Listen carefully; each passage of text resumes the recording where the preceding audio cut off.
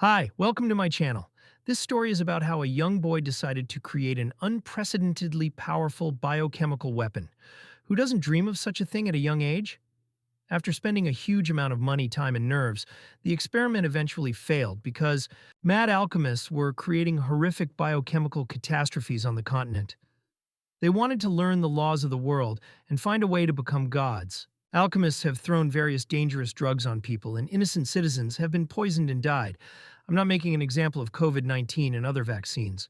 Only a huge monster that swung a ravenous paw to grab the man was getting. Or giant green mosquitoes that burrowed their stinger into a man's head through the skull. 300 years ago, this family, for reasons unknown, fell into decline. Aesop Persilad was the only descendant of his family and the greatest alchemist. He wanted to create biochemical weapons and restore the glory of the family. The most powerful biochemical weapon was called the Last Calamity. Aesop spent 400 days building it. The protagonist told his fellow rat to start creating. He demanded that the assistant monitor the nutrient medium and not allow its purity to drop below 70%. The rodent turned and shouted to the man not to call him a rat. Aesop's assistant's name was Cheese, and he was a modified gray mouse. The Cheese told his master the details about the nutrient medium. He looked with attention at the machine's readings. The master ordered the rodent to add black sulfur to the tank. It was necessary to remove excess impurities and fish bacteria from the test subject's body. Aesop demanded that the Cheese add white heavy mercury to the tank. This was necessary to stabilize the subject's consciousness. The guy said to have the rodent add yellow salt to the tank to change the subject's soul. Aesop pointed with his hand to the side. He demanded that his subordinate pour the spent liquid out of the tank. Next, he should reduce the pressure and prepare to open the tank. Cheese moved the lever on the machine. He yelled the safety valve closed, and the tank opened. The tank doors began to open. The guy along with the rodent watched carefully. The protagonist cheerfully said that he had finally completed his greatest work, an alchemical biochemical experiment. Aesop looked at the drawing. It showed a diagram of the shape of the Last Calamity. The main character shouted in an evil voice that he would use the intimidating uniform to conquer the world. A test girl stepped out of the capsule. She put her foot on the floor. The guy took a closer look and noticed that the girl had a very lush shape. The patient had long blonde hair. She consisted with her eyes closed. Aesop was very unpleasantly startled. He did not realize what he saw before him. After calming down a bit, the guy said he wanted to take a closer look at the stranger. Cheese told the host that close contact with the test subjects does not comply with the rules of biochemical defense. The protagonist angrily shouted to his assistant not to talk nonsense. He stepped forward. Aesop looked at the strange girl with great attention and interest. She stood silently in front of him. The protagonist looked at the patient. He decided that the woman's body outside might have been just a disguise for the latest disaster. The guy looked at the girl and thought she had energy sacs instead of breasts. The protagonist gazed at the stranger. He was particularly interested in her orbs. Aesop extended his finger to the girl and decided to gently test her. The protagonist closed his eyes. He felt that the orb of the girl in front of him appeared soft. Aesop shouted in an angry voice that there was an ordinary man in front of him. The guy looked closer and noticed that the girl wasn't wearing the left hand of the Angel of Ashes. The main character looked into the girl's eye. He was displeased because he didn't see the transplanted eye of sorrow of the Emerald Queen in front of him. The guy listened to the patient's chest. He didn't hear a metal heart with a perpetual motion machine. The rodent looked closer and noticed how suddenly the girl had come to her senses. The Cheese fearfully shouted to his master to be more careful. The protagonist didn't understand what the deputy was trying to warn him about. The stranger suddenly rushed at the protagonist and wanted to bite him in the neck. The Cheese was very frightened. Cheese decided his master was dead. He said in a tearful voice that he would carry on the Persilad family's work in place of the boy. The protagonist woke up. He angrily yelled to the assistant that he'd put his bug eggs in his cheese stash. The Cheese was very angry and surprised. He cried out fearfully that it was all very cruel. A vial of experimental sample crashed near the protagonist. It was the blood of a mutated fire slug. The stranger sat on top of the guy. The protagonist said that there was no way he could die because of his own experiment. The man told his assistant that he had asked him to add his embodied liquid soul extract to the nutrient medium. So his personal soul has a resemblance to the girl and she can't hurt him. The Cheese was thinking. He said he didn't remember adding liquid soul extract to the tank. Aesop shouted to the rodent not to drink anymore. He gave him an ampule to add to the original solution. Cheese opened the vial with great care. He felt that it smelled pleasant. The rodent decided to add the contents of the test tube to his wine to make it taste better. The cheese covered his eyes fearfully with his paws. He thought his master was dead. Aesop angrily told the girl to get off him and behave herself. The stranger opened her eyes and looked at the guy silently with interest. The girl brought her face close to the boy's head. Aesop asked her fearfully, what was she up to? The stranger gently touched her tongue to the face of the surprised protagonist. Aesop felt very self-conscious and blushed. The girl looked at him silently. The stranger touched the surprised boy's face with her tongue once more. The protagonist felt very shy. He reached out to the stranger. The guy jumped to his feet. He screamed that he'd been exposed to a level 3. He demanded that an aide bring him a decontamination spray. The protagonist reached out his hand and pressed the green button on the remote. The stranger was frightened. She was inside a glass capsule. The capsule closed tightly. The girl was trapped. The subject was inside a high-frequency wave wall. The protagonist fearfully squirted cleaner on himself from a bottle. The guy thought about it. He was thinking about the girl who came out of the experiment. The protagonist was frightened while rummaging through a metal box. The rodent asked the owner what he was looking for. Aesop yelled out what he had found.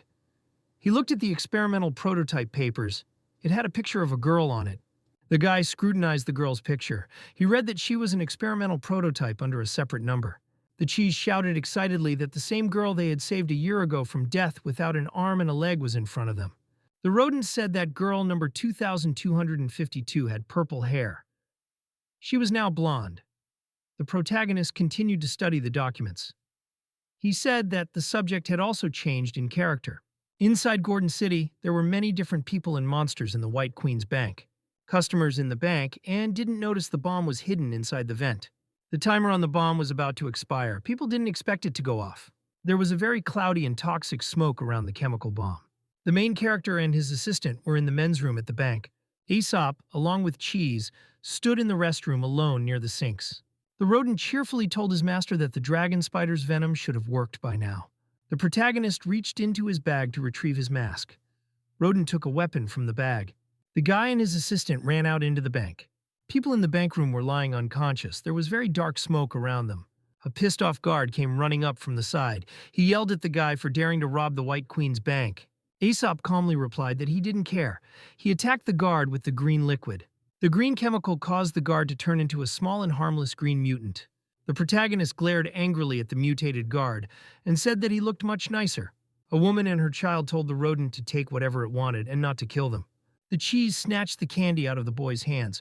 The child was very frightened. Cheese held up a candy bar and shouted that it had his favorite strawberry milk flavor. The rodent ran to the doors and closed them.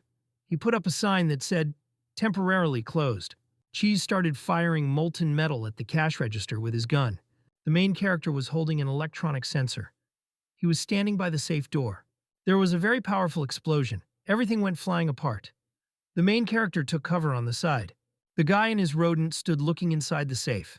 Money bills were flying around them. The protagonist happily bumped his assistant with his hand. He said it was a great job. The guy and the rodent were walking down an evening street listening to music. Cheese walked with the main character and held a tape recorder. Their bags were full of money. Aesop shouted joyfully that the robbery had gone too perfectly. The assistant suggested that the host go to the Black Lion bar and celebrate there all night. The boss sternly told the subordinate that they would spend the money this time on a project called The Last Calamity.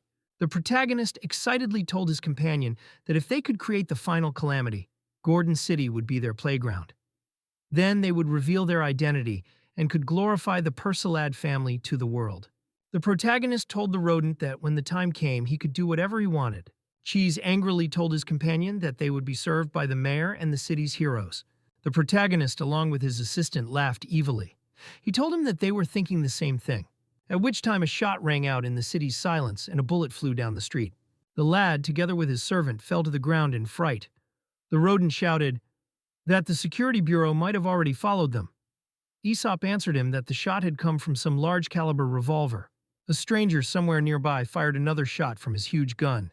The director of the bureau's surveillance division, named Homilk, showed up. He was in a suit, wearing a hat and carrying a pipe. A wounded stranger was lying near the wall. There were traces of blood next to her. The rodent was unhappy that the director was chasing a girl without an arm and a leg. That means he doesn't take them seriously at all. The main character told the companion that they should listen to what the man and the girl would talk about. The principal told the girl to tell him where the kill list of the death hounds was hidden. He promised her she would die quickly. The stranger was silent. She looked at the man angrily and hatefully. Homilk reminded himself that every member of the Death Hound squad has their vocal cords removed. They can only communicate in sign language. The girl reached back. She wanted to reach for her weapon. Shamilk fired his gun at the girl's arm and pierced it through. The principal held a gun in his hands. He looked angrily at the girl and said she was still trying to resist. The man glanced to the side and noticed that there was a toy bear lying there. He asked his companion about the list. The principal looked at the toy and told the girl that the list could have been hidden in this bear. The stranger reached forward sharply and tried to grab the man's clothes with it. The girl glared angrily at the principal and tried to shout something to him. Homilk swung his weapon around and pistol-whipped the girl in the head with all his might. The man put his foot on the girl's head. He told the stranger angrily that the little bear was very important to her. Shomilk shouted to the girl that he would give her back her bear cub. She was lying on the ground. A man fired a gun at a toy bear. It blew to pieces. The gunshot echoed throughout the dark alley. There was no one around.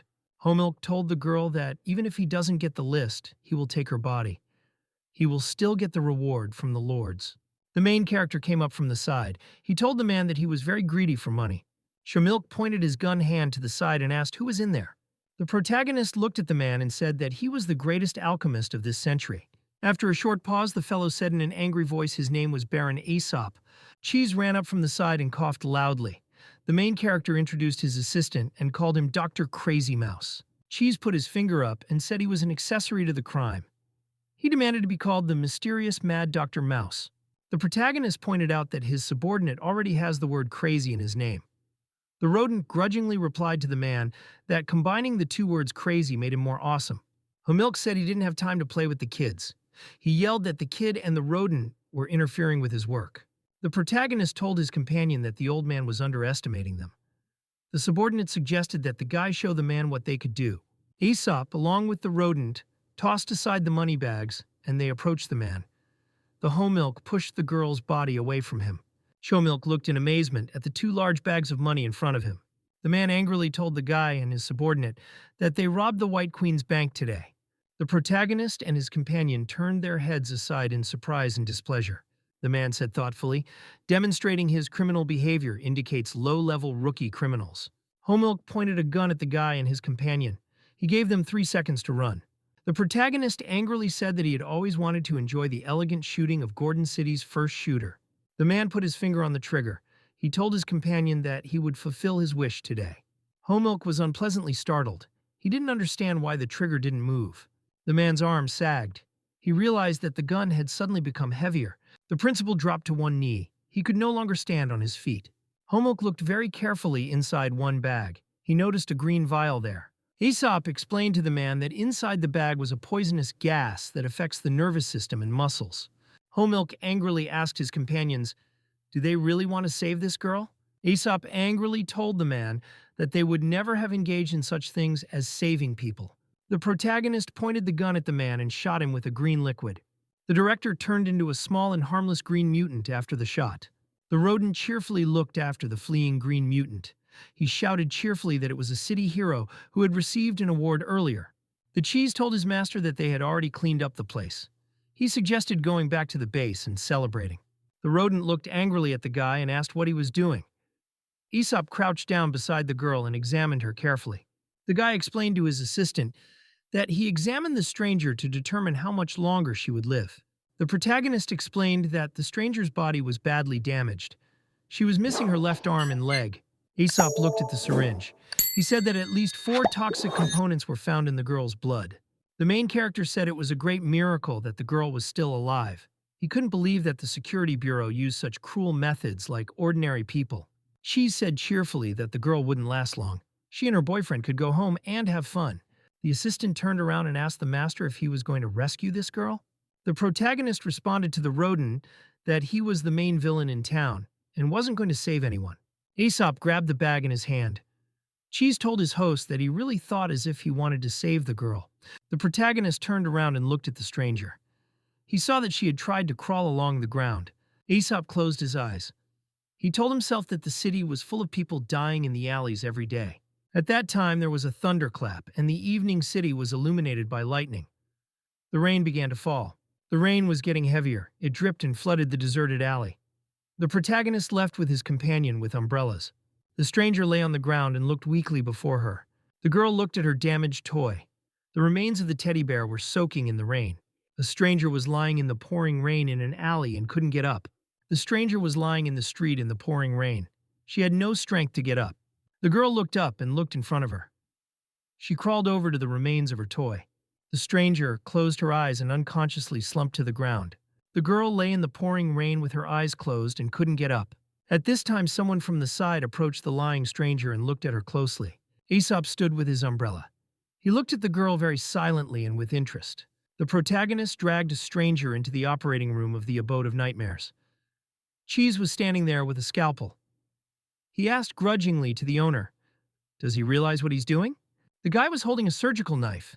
He asked the assistant what they were doing.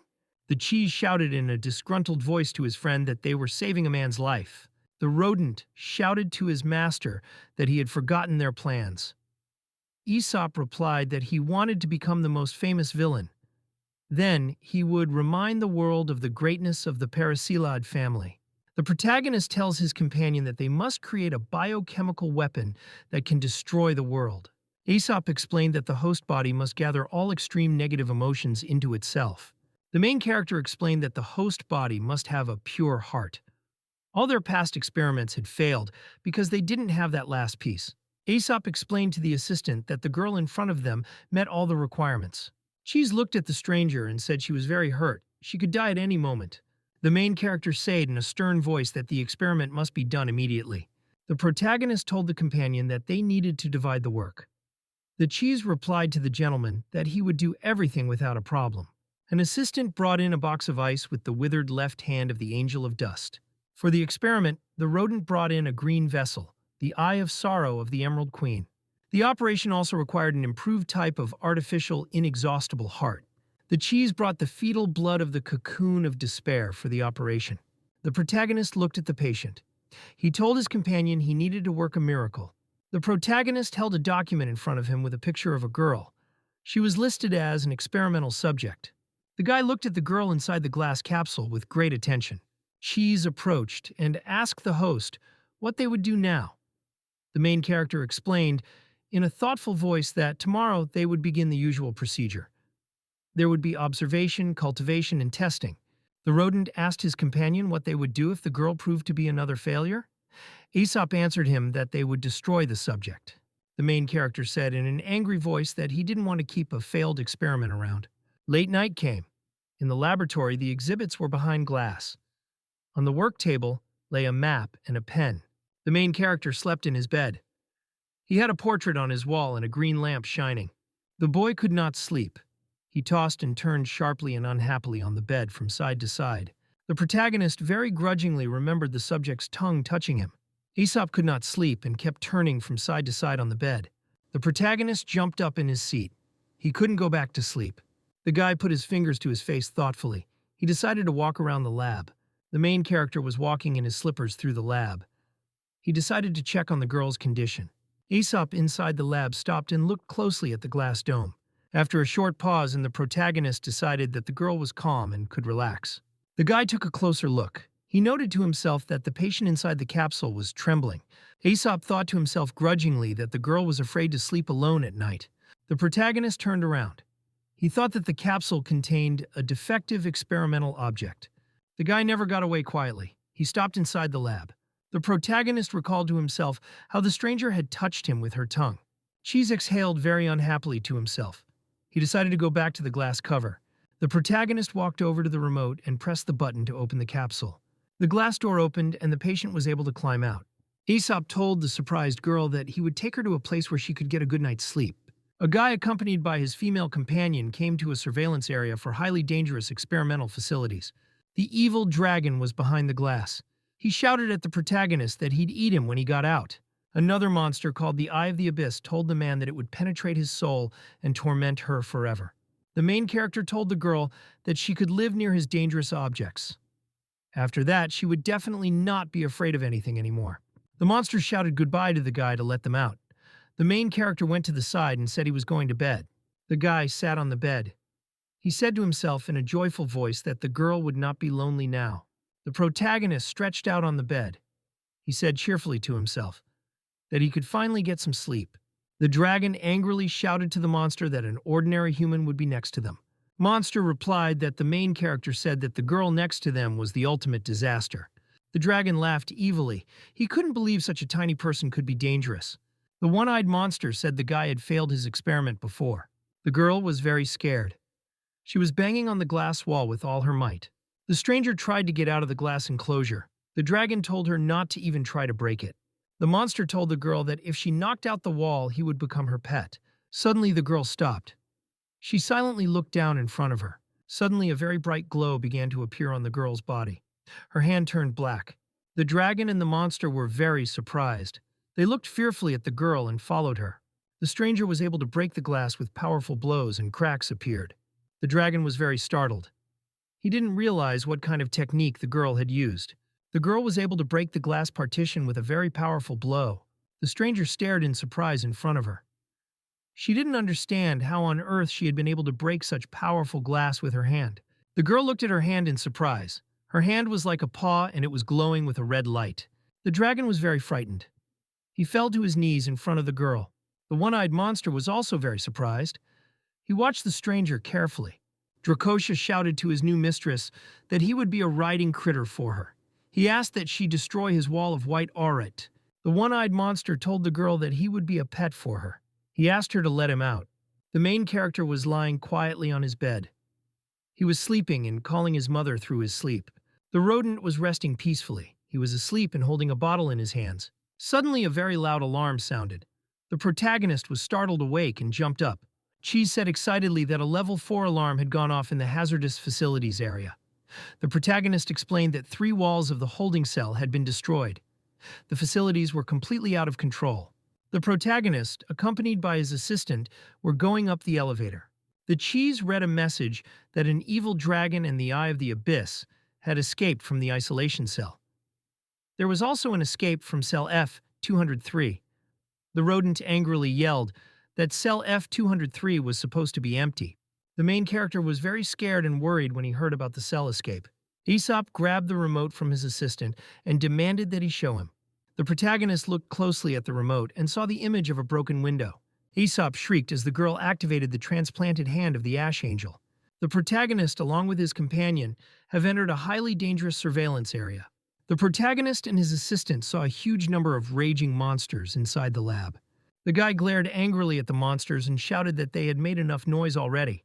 The dragon was angry. He turned around and looked at the human unhappily. The one-eyed mutant scrutinized the approaching boy with his gaze. The dragon angrily told the man that he was about to show him what true power was. Cheese silently pulled out his huge weapon and began firing it at the dragon. After the weapon fired, the monster's face was in a yellow mist. The dragon looked angrily at the humans and asked grudgingly, "What did they attack him with?" Aesop told the monster that they attacked him with a grenade that had dragon spider eggs inside. The guy angrily asked the mutant if he knew what dragon spiders were. The monster said that spiders parasitize dragons and eat them from the inside out. The one-eyed monster decided to use his magic against the man and melt him. The protagonist calmly tossed the grenade aside and it flew straight at the monster. The one-eyed monster looked in front of him and saw a grenade flying at him. There was a huge explosion and very dense smoke around the huge eye. The monster gave a terrified scream that he was blind. He shrank back and slumped to the floor. The protagonist sternly asked the monsters, do they want to go on a rampage or go back to their cells? The dragon told the man that he hadn't defeated them yet. He angrily informed that they still had an elder. The eye cheerfully told the protagonist that their eldest could melt even his strongest crystal walls. Aesop was very surprised when he heard from his companions about the elder. The guy looked closer and noticed a girl, already familiar to him, standing between the monsters. The main character thought that if the girl got out of control, they'd be in big trouble. The dragon said very angrily to the guy, fear appearing on his face again. The dragon turned to the girl. He said the guy was keeping them as lab rats and subjecting them to experiments. She should avenge them. The stranger silently walked slowly forward in the direction of the protagonist. The rodent turned and asked the guy if he had a plan to quell the ultimate disaster. Aesop said in reply to his companion that the ultimate calamity cannot be suppressed 100% by any known material means. Suddenly, the girl abruptly snapped out of her seat and ran forward at the guy. The protagonist turned around, frightened. He didn't have time to dodge the stranger. The girl launched herself at the guy and threw him to the floor. A very jolly dragon told the guy he could still pray for mercy. The monster told the protagonist that if he kept pulling, the older one would take his life. The dragon was very surprised. He noticed as the girl lay on top of the guy and touched him with her tongue. Aesop lay on the floor, frightened. The stranger continued to touch him with her tongue. The guy touched his hand to the girl's face and asked, "Is she mocking him?" The stranger screamed fearfully. She had the protagonist's hand on her face. The guy told the girl that if she didn't want to sleep here, he'd take her somewhere else. Aesop shoved the girl's hand away from him and told her not to lick him. The dragon asked fearfully, "How on earth could the girl have melted the crystal walls?" The protagonist angrily told the mutants that they had destroyed the isolation chamber and disturbed his sleep. The guy and his mutants were going up the elevator. The protagonist grudgingly quacked to the girl not to press the elevator buttons. The dragon was behind a glass partition. The guy turned it into a big caterpillar. Raptor Eye found himself surrounded by a huge amount of onions. He had tears all the time. The younger red nine-headed serpent was resting in his aquarium. The predator opened his eyes and looked carefully to the side. He noticed someone. The girl walked over and looked closely at the snake through the glass. The stranger was pleased. She studied the predator through the glass partition with great interest. The main character couldn't decide where the girl should sleep tonight. He looked at her. The rodent stretched. He decided to advise his master. Cheese told the host that the girl could sleep in his room. The protagonist replied that he could not allow an experimental subject in the same room with him. There was interference on the videotape. The detective reported that at the Golden Friend Hotel, the image keeps disappearing. Someone demanded that the camera be restarted. He was told that the image had been restored. The outline of the corridor appeared on the screen. The man screamed in fright. He didn't understand what had happened in the hotel. There were bodies lying around. Man walked over to the body and put his hand on it. He noticed that all that was left of it was a skeleton. The man coughed. His companion asked him fearfully what had happened to him. The man shouted in a frightened voice that he had been dispatched. He glanced at his hand. A girl came up from the side. She said that the new prey had come to her on its own. The outline of a dragon appeared on top of the demonic girl. The companion asked fearfully to the man if he had made contact with the perpetrator. The man was frightened. He put his arm out in front of him and tried to fight off the monster. The companion demanded that the detective report the situation to him immediately. There was no video broadcast. The document reported detailed information about experimental site number 0. Cheese told the main character that the girl could sleep in his room. The guy was very unhappy. He yelled that the experimental can't be in the same room with him. The rodent yelled to the guy that the girl is only attached to him. She can't be let go anywhere, or she'll make a mess. Aesop explained to the rodent that, in the process of cultivation, he had added for the girl his soul extract. So for her, he would have a natural attraction. The cheese replied to his master that he had not actually added the bottle of soul extract to anything, but had simply drunk it. The protagonist angrily asked the servant what he said. The rodent answered the guy that he drank the soul extract since he thought it was alcohol. The main character plopped the rodent down on the couch and grabbed it by the throat with his hand. The cheese yelled for the owner to look back. The girl wanted to get into the vessel where the snake was. The protagonist turned to the side and was surprised to see the stranger dive into the water. She grabbed the kite with her hand. The girl plunged inside the vessel. She looked at the aquatic predator with amazement. The protagonist watched the girl with great excitement from behind as she hung on the wall of a large aquarium. The guy called out to the stranger and demanded that she get out of the fish tank. The protagonist angrily interrogated the girl. Could she not hear his orders? The guy was pretty much standing behind the stranger. He decided to pull her out of the fishbowl. Aesop held the girl from behind with his hand on her leg and wanted to pull her to him. The stranger continued to persist. She didn't want to get out of the water. The main character plummeted to the floor. He was able to pull his girlfriend out of the tank. The girl couldn't help herself and plopped her body on top of the guy's. The protagonist was lying motionless on the floor with a girl sitting on top of him. The stranger turned around frightenedly to the side. She looked at the guy excitedly. Aesop shouted to the girl that it was very heavy and demanded that she lick it off quickly. The rodent looked away and watched everything that was going on. He laughed evilly. The protagonist demanded of the surprised girl that she no longer go into Xiaoju's aquarium. The rodent told the protagonist with a smile that he was leaving him with the girl. He himself would go to bed. Cheese turned around and told the guy not to piss off the girl, otherwise the consequences would be unpredictable. Aesop explained to the rodent that the girl was an experimental specimen. The stranger suddenly coughed loudly and spit out a lot of water. The girl turned to the side. She looked at the guy with incomprehension. The protagonist thought the stranger was dirty. She needed a bath. Aesop and his girlfriend went into the bathroom. He got some water for her. The girl laughed loudly. The guy brought a special machine to her. The protagonist scrutinized the pathogen detector. He noticed that there were no pathogens on the girl's body. Aesop put his hand in his face. He didn't want the experimental specimen bathing in his bathtub. The protagonist told the girl that when he left, she should wash herself. The girl was sitting on the floor. The stranger looked at the boy anxiously. She couldn't say anything to him. The protagonist was not happy. He realized that he had to explain everything to the girl on his fingers. Aesop pointed his finger toward the exit and explained to his interlocutor that he would be right out. The guy pointed his finger at the girl and explained that she had to do something. The protagonist explained by gestures to the interlocutor that she should take off her clothes. Aesop explained to the girl that she should enter the bathtub before her. The girl smiled slyly. The guy asked her if she understood all his words. The stranger grabbed for her clothes. The protagonist yelled to her that she should undress after he left. Aesop closed his eyes fearfully. He felt very embarrassed. The protagonist thought to himself that the great alchemist must look upon the girl as an object of experimentation. The stranger stripped off her outer clothing. The protagonist saw a blinding light in front of him. The girl was frightened. The main character felt a strong excitement and turned to the side. The main character turned on the shower and directed the water over the girl. The guy put small pieces of rags in his nose to keep it from bleeding. The guy put dark glasses on his nose so he wouldn't be embarrassed by the girl. Aesop stood by the bathtub and poured water on the girl. She spat in it. The protagonist's hand plunged the shower faucet deep into the water.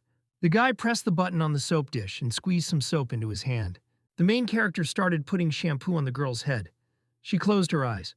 Aesop demanded of his girlfriend that she not move or open her eyes. The girl smiled in the water. The protagonist looked at his girlfriend and demanded that she throw her head back. The guy looked at the girl. She had open green eyes. Aesop said to himself that the carbon bioframe has a certain allure. The protagonist reached his hand out to the water faucet and shut off the flow of water. The guy tossed the girl a towel and told her she could dry herself. Protagonist told in a disgruntled voice to the girl that he would not be courting her. A guy stepped his slipper foot on a loofah and slipped on it. Aesop couldn't help himself and fell straight into his girlfriend's bathtub. The main character bumped his head really hard when he fell into the bathroom. He screamed that he was in pain. The guy told himself that he should have taken the girl to the decontamination room at once and washed her under high pressure. The stranger screamed fearfully. She sat in the bathroom and looked at the guy. Aesop looked around him with great consternation. He was lying in the bathtub straight on top of the girl. The door opened abruptly and a rodent ran into the room. He had brought an anti-buntar collar for his master to protect himself from the girl's attack. The rodent stared in surprise at his master along with the stranger in the bathroom. The cheese told the people in the bathroom to keep going. The main character yelled back at him that it wasn't what he thought it was. The rodent told his master that it would be better for him to wear a protective fluid suit. The cheese slammed the door behind him. The protagonist yelled at him to get out. Rodent thought to himself that the guy had great alchemical talent. But he didn't have any girls. Cheese looked the guy over. Aesop scrubbed his back. He figured her young son was doing well with his hobbies. The main character kept soaping his girlfriend's head. She closed her eyes. The protagonist opened the shuhuldiyaka and prepared to take out an electric hairdryer. The guy plugged the electric plug into the outlet and turned on the hairdryer to dry his hair. The stranger was frightened. She saw in the mirror reflection a hairdryer above her head. The girl imagined the hairdryer to be a real-life combat pistol. The stranger imagined a man with a gun stood next to her and pointed the gun at her. The girl was very frightened. The hairdryer really freaked her out and scared her. Aesop asked his girlfriend to sit up straight. He wanted to dry her hair. The guy glanced attentively in front of him and noticed the girl had just disappeared somewhere. The protagonist looked around in surprise. He didn't realize where the girl had gone. The guy turned around and noticed his girlfriend hiding in the bathroom behind the curtain. Aesop stared in wonder at the bathtub. He didn't understand what the girl could be doing there. The protagonist reached for the curtain and prepared to open it wide. Aesop jerked his hand sharply and opened the bathroom curtain to look at the girl. The protagonist asked in a disgruntled voice to the girl if she knew what time it was. The girlfriend was very scared. She was sitting on the bottom of the bathtub and shaking with fear. The guy was surprised. He didn't understand what the girl was afraid of. She shouldn't have been afraid of a demonic dragon or an evil magic eye. The protagonist became wary. He remembered that the girl was scared of the big hairdryer. The guy thought the girlfriend mistook the hairdryer for a big gun. In her head were fragments of memories of a past personality before the experiment. The guy grudgingly thought that he had a very troubled experimental in front of him. The girl was sitting by herself in the bathtub and was shaking with fear in a very frightened way. The protagonist looked at the girl and called her the ultimate disaster. The stranger looked at her new friend with excitement. She was silent. The main character was holding a hairdryer. He looked at his girlfriend and didn't say anything. The girl was very frightened. She looked at the guy anxiously. The girlfriend was sitting on the bottom of the bathtub and was shaking very scared. She covered her head with her hands. The protagonist pressed his finger on the button on the hairdryer and it went off loudly. The girl covered herself with her hands. She opened her one eye and watched the guy. The main character pointed the hairdryer at himself and used it to dry the hair on his head. The heated jet blew on him with all its might. The girl looked at the boy with excitement. She studied him carefully. The girlfriend cheered up and smiled broadly. She wasn't afraid anymore. The girl reached out her hands and confidently picked up the hairdryer. She pressed the button and turned it on. The stranger smiled happily. She looked at the hairdryer in her hands without any fear. The girl turned the air from the hairdryer on her face with all her might. Her hair was developing. The girlfriend was happily having fun with the hairdryer. The protagonist thought it would be better if he left her in awe of the dryer. Aesop covered his eyes. He ran out of patience. He decided to take the dryer away from his girlfriend. The headman snatched the hairdryer from the surprised girl and told her that he had put a lot of effort into creating it, not to keep her entertained at night. The girl looked at the guy very frightened. She grabbed his arm. The main character opened a drawer in the desk and put a hairdryer in there. He told the girl that looks wouldn't help her anymore. The guy slammed the door to the table and turned the key a couple times. He told the girl to go to bed. The girlfriend was very unhappily startled. She exhaled fearfully. The protagonist put his hand on his head. He realized he was left with the ultimate question. The guy looked thoughtfully in front of him. He didn't know where he could let his girlfriend sleep this night. The protagonist realized that you can't let a girl sleep on his bed. Swyniahanans denasuta feuilles vonzes otsokel of chustachakuriaish bevuwata tempienipis conches stai affect sasukians uninia ponda gleki te feluvextroil leader for loquador kake set by the turteds fairfic at sake flavorish nafel. The protagonist excitedly noticed how the stranger had already climbed onto the bed and covered herself with a blanket. Aesop grabbed the girl's arm and pulled her to the side. He demanded that she get up immediately. The girlfriend sat off to the side. The protagonist sat silently across from her. Aesop told the girl in a stern voice that she no longer had the right to sleep on his bed. The protagonist told the interviewer to lie on the floor and not move. Aesop reached his hand to the switch and turned off the overhead light. There was a night light on the side. The protagonist told himself cheerfully that he could now finally sleep. The boy opened his eyes. He thought that leaving the stranger in the bedroom was dangerous. He figured she might get out of control at night. Aesop crawled out from under his blanket and watched the stranger very furtively. The protagonist looked up and saw a sleeping stranger on the floor in front of him. The stranger lay unmoving. She was sleeping quietly with her eyes closed. The protagonist said reassuringly to himself that there was a very low probability of the girl going on a rampage. The guy heard a noise from the side. He didn't understand what the girl could be doing at that moment. The guy, without opening his eyes, told the girl to lie still and not move. The room got quieter. The main character said in a happy voice that everything was so much better. The protagonist was angry. He heard the noise again and decided to go to the girl. The guy jumped up abruptly and angrily asked his girlfriend what she was doing in the middle of the night. The main character noticed the girl lying on the floor. He didn't understand what was wrong with her. The stranger was lying on the floor and her body was very cowardly. She was getting chilly. The guy looked at his new girlfriend and decided to help her. He realized she was cold. The rodent was asleep in his room. He was holding a magazine on top of his body. The protagonist walked over to the sleeping assistant and took the magazine from him with his hands. Aesop was holding a journal.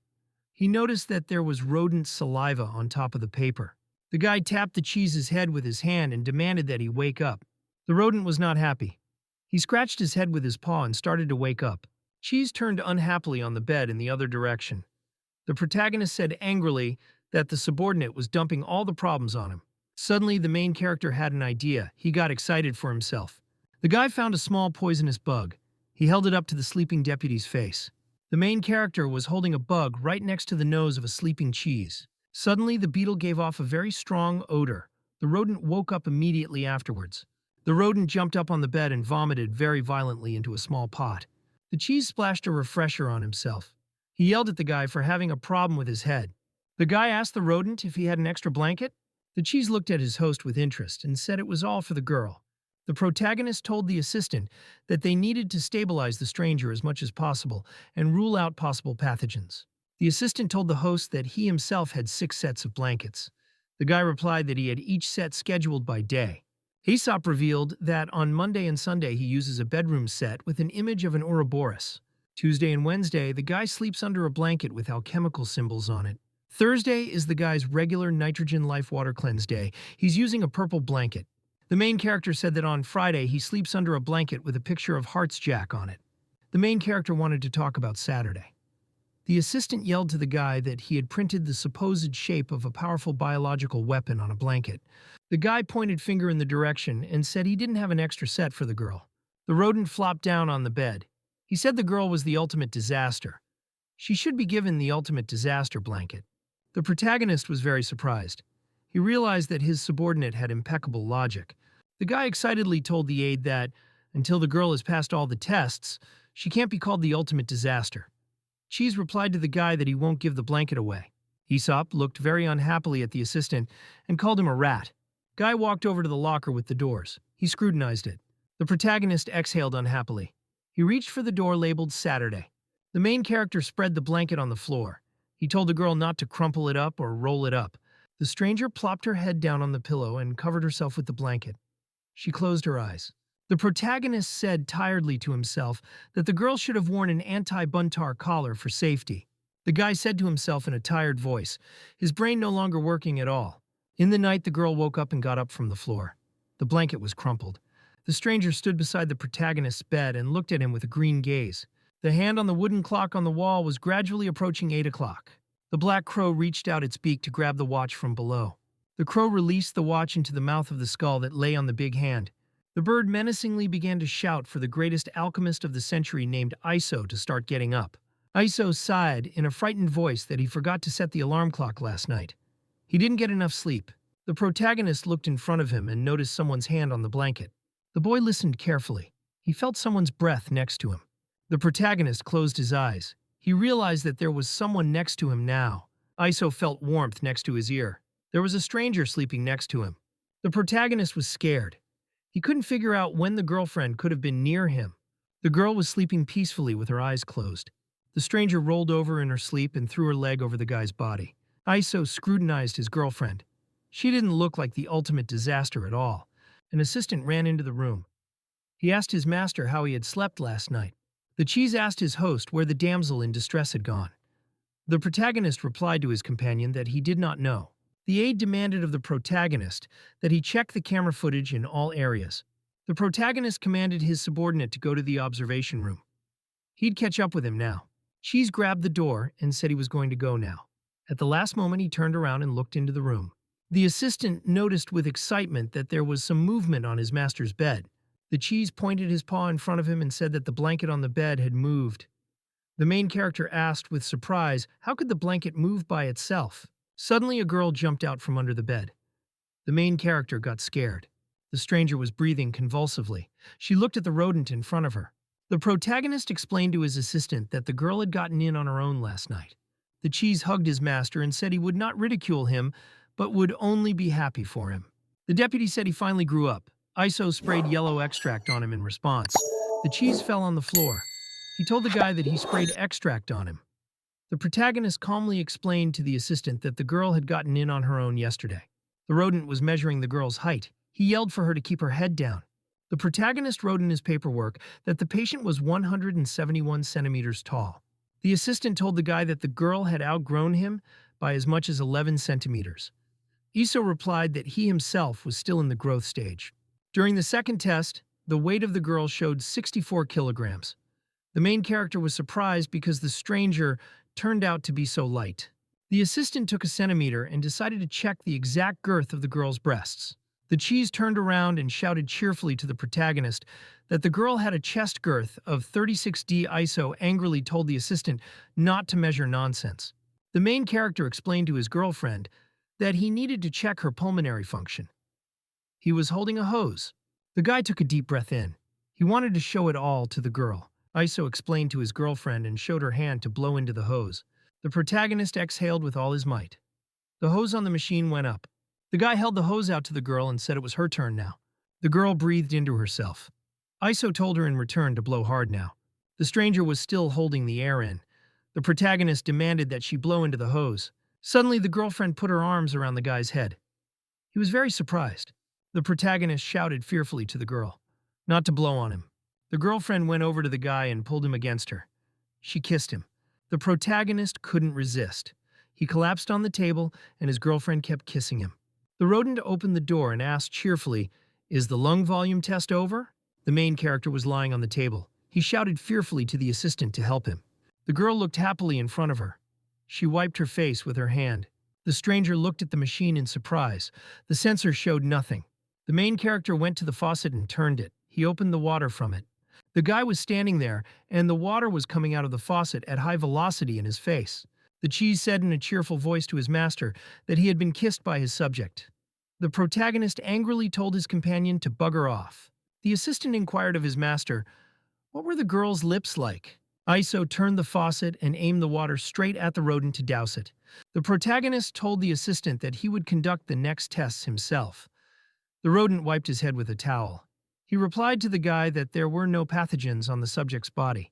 The girl sat near the machine on the floor. The rodent checked the flexibility and inclinations of her body. The deputy checked the girl's running speed. She was within the normal range for a normal person. The stranger was holding an escalator in her hands. The protagonist said that the girl's physical characteristics are no different from a normal person. The stranger was sitting and looking merrily at the expander. The guy told the assistant that he needed to get the patient into fighting condition. Cheese asked his companion, "How do you do that?" The main character said to find the most bloodthirsty test subject and lock him up with the girl. The rodent said with excitement to his master that you can't use dangerous object number 0 as a test subject. The cheese was holding a small rabbit. He said that they should test by gradually increasing the level of difficulty. First of all, it should be the weakest and non-threatening experimental creatures. The protagonist took a small mouse in his hands and said that they were the weakest creatures. The assistant reached forward sharply and snatched the mouse from his master's hand. Cheese was holding a mouse in his arms. He told the guy they couldn't be used for experiments. The main character was holding a rabbit. He didn't believe that such a safe creature would make a girl fight. ISO brought the rabbit up to the stranger and handed it to her. The animal was frightened. The girl turned her back and nuzzled the animal. Cheese laughed and said that the protagonist said, as if non-threatening creatures couldn't arouse the thirst for battle. ISO said that if a girl got a lust for murder because of a white rabbit, she would cause a real massacre in a crowded place. The guy, along with his assistant, looked closer and noticed that the stranger was sitting happily and cradled the animal. The main character was very disappointed. A disgruntled rodent stood next to him. The boy closed his eyes unhappily. He decided he needed to act differently. The protagonist pulled a syringe from his clothes, inside of which was a red liquid. ISO took a syringe and injected it into the body of the white rabbit in the girl's hands. The assistant asked the owner, what did he inject the rabbit with the dangerous mutagen? The animal's eyes turned sharply red. He looked at the girl beside him very angrily. The animal was angry. It opened its mouth. The stranger looked at it anxiously. The rabbit started to grow and grow in size very dramatically. It was getting bigger and bigger. The girl was startled to see a very tall and dangerous monster growing in front of her. The rabbit reached a huge size. It looked hatefully at the man in front of it. The protagonist said angrily that the girl's final distress should be awakened. The guy pointed with his hand to the side and said they would call the beast the #1 superpowered rabbit. At this time, the beast began to breathe angrily. It glared menacingly at the girl with a bloodshot look. The protagonist shouted in a joyful voice that the battle was beginning. The beast swung his arm wide and prepared to jump on top of the girl. The deputy offered the protagonist a bet. The bet would be to clean the base this week. The protagonist said the girlfriend would fight back. The rodent said the girlfriend would dodge the punch. The rabbit turned around very wide and pounded his paw into the ground with all his might. The protagonist and his assistant were very frightened. The rabbit stood and looked around in surprise. There was a dent in the ground in front of him. The main character couldn't understand where the girl had gone. The beast began to look around. He felt as if someone was on his body. The rabbit realized fearfully that there was someone sitting on his back on top of him. The stranger sat merrily. She bounced happily on his white fur. The animal collapsed, exhausted, on the floor. The girl was next to him. The stranger ran up to the beast and clung joyfully to its white fur. The rabbit was grudgingly surprised. He looked angrily at the girl. The protagonist, along with his assistant, were disappointed. The girl had no fighting spirit at all. The main character, along with his assistant, led the girl to a restricted area for ultra-hazardous objects. The cheese told the host that the girl could die in this place. The guy was holding a green mask. He said that if the girl died, it meant she was a failed experiment. The guy, together with the girl and his assistant, were standing near the big doors. Inside was a prison for super dangerous object number 0. The main character put a mask on his face and prepared to go inside the room. His assistant also put the mask on. The rodent told the owner they could still lose the girl. The protagonist explained that if the stranger didn't taste death, she couldn't turn into the real ultimate disaster. The protagonist told the aide that they had already failed so many times. The girl walked over and put her hand on the head of the surprised protagonist. The girlfriend looked at the guy with great pity and stroked his head with her hand. Iso grabbed the girl's hand. He said that experimental objects have no right to pity the creator. The main character told the girl that he created her to be a powerful biological weapon. She was supposed to help him take over the world. The assistant told the guy that they could keep the girl as the organization's mascot. The guy responded to the subordinate to get out. There was a girl inside the cell. She was chained up and holding a toy. The girl's name was Lucille. She was an ultra-hazardous experimental subject number 0 and was in a cage. The girl looked angrily in front of her. She sensed that someone had come to call her by name. The girl carefully looked away. She had demonic violet eyes. The main character was wearing a hazmat suit. He told the prisoner he was here to see her. Lucille flew from the top of the cage down to the bars to talk to the guy. The captive grabbed the bars of the cage with her claws and approached the protagonist. Lucille looked at the guy and said he had finally come to visit her. The protagonist told his interlocutor that he had created the ultimate disaster. From now on, she was no longer the strongest experimental object. The captive became very angry. She looked at the guy with a viciously studying gaze. The girl grudgingly shouted that there was no way that someone could be stronger than her. The protagonist demanded of his subordinate that he bring him the ultimate disaster. Cheese peeked into the room. He said with excitement that he was briefly distracted and the girl had already entered. A stranger from behind embraced the protagonist. Lucille was very angry. She grabbed the bars of the cage with her clawed paw. The captive looked angrily at the protagonist. She didn't like the fact that there was a girl next to him. Cage Lucille sternly demanded that the stranger get her dirty hands off the ISO. The girl hid fearfully behind the protagonist. She held his hand. Iso turned around and explained to his interlocutor that the final action was his strongest experimental object. The protagonist strictly demanded that Lucille defeat the stranger. The captive smirked very wickedly. She looked at the protagonist silently. Lucille smiled wickedly. A thought occurred to her at once. The prisoner told the protagonist that if she won, he would spend the whole day with her. The protagonist looked at his interlocutor and confirmed that he agreed. Lucille told the guy to hold her when she was sleeping. Iso told her not to get cocky. The captive angrily told the protagonist that she would deal with his girlfriend very calmly. Lucille shouted from the cage to the guy that he belonged only to her. The protagonist demanded the girlfriend to show him what she could do. The protagonist was walking through the lab carrying his girlfriend on a rope. The guy told her to make sure she fights, otherwise she might die. The main character explained to the girl that if Lucille killed her, it would mean she was a failed experiment. Iso turned around and told the surprised interlocutor that he wasn't going to save her. The main character was holding a rope. He let his girlfriend go, and Iso told his companion to make up her own mind. He was holding a rope. The guy commanded that isolation door number 1 be closed. A frightened girl stood nearby. The stranger was very frightened. She looked straight ahead with green eyes. The girl ran to the door and began to drum her hands on it fearfully. The protagonist stood and rested his back against the door. He took the mask off his face. Iso said to himself in an angry voice that this is exactly what the last of the Persilade family should do. The protagonist went into the observation room. There was a rodent in a chair near the monitors. Cheese turned and asked the guy if he had time to calm the girl down. The main character demanded of the assistant to let Lucille out. The assistant opened the control box with a key. He told the protagonist that he would be sorry if he endangered the girl. To waste no time, the rodent swung his fist around and pounded the red button on the remote. The cage the captive was in began to rise up into the ceiling. The prisoner felt her hands become free. The chains no longer restrained them. Lucille swung her arms to the side and said she could stretch now.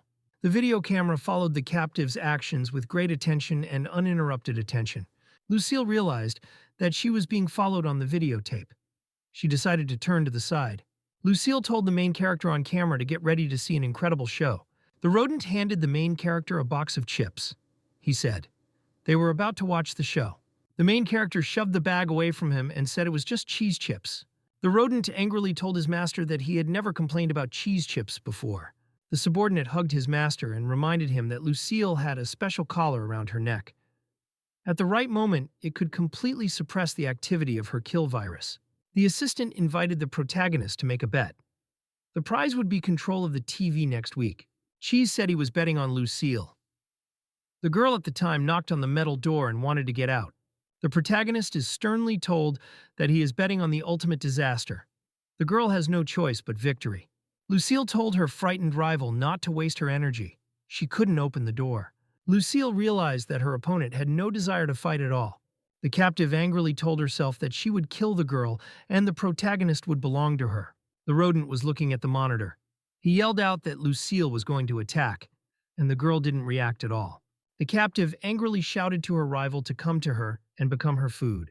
The girl ran sharply up to Lucille and seized her arm with her hand.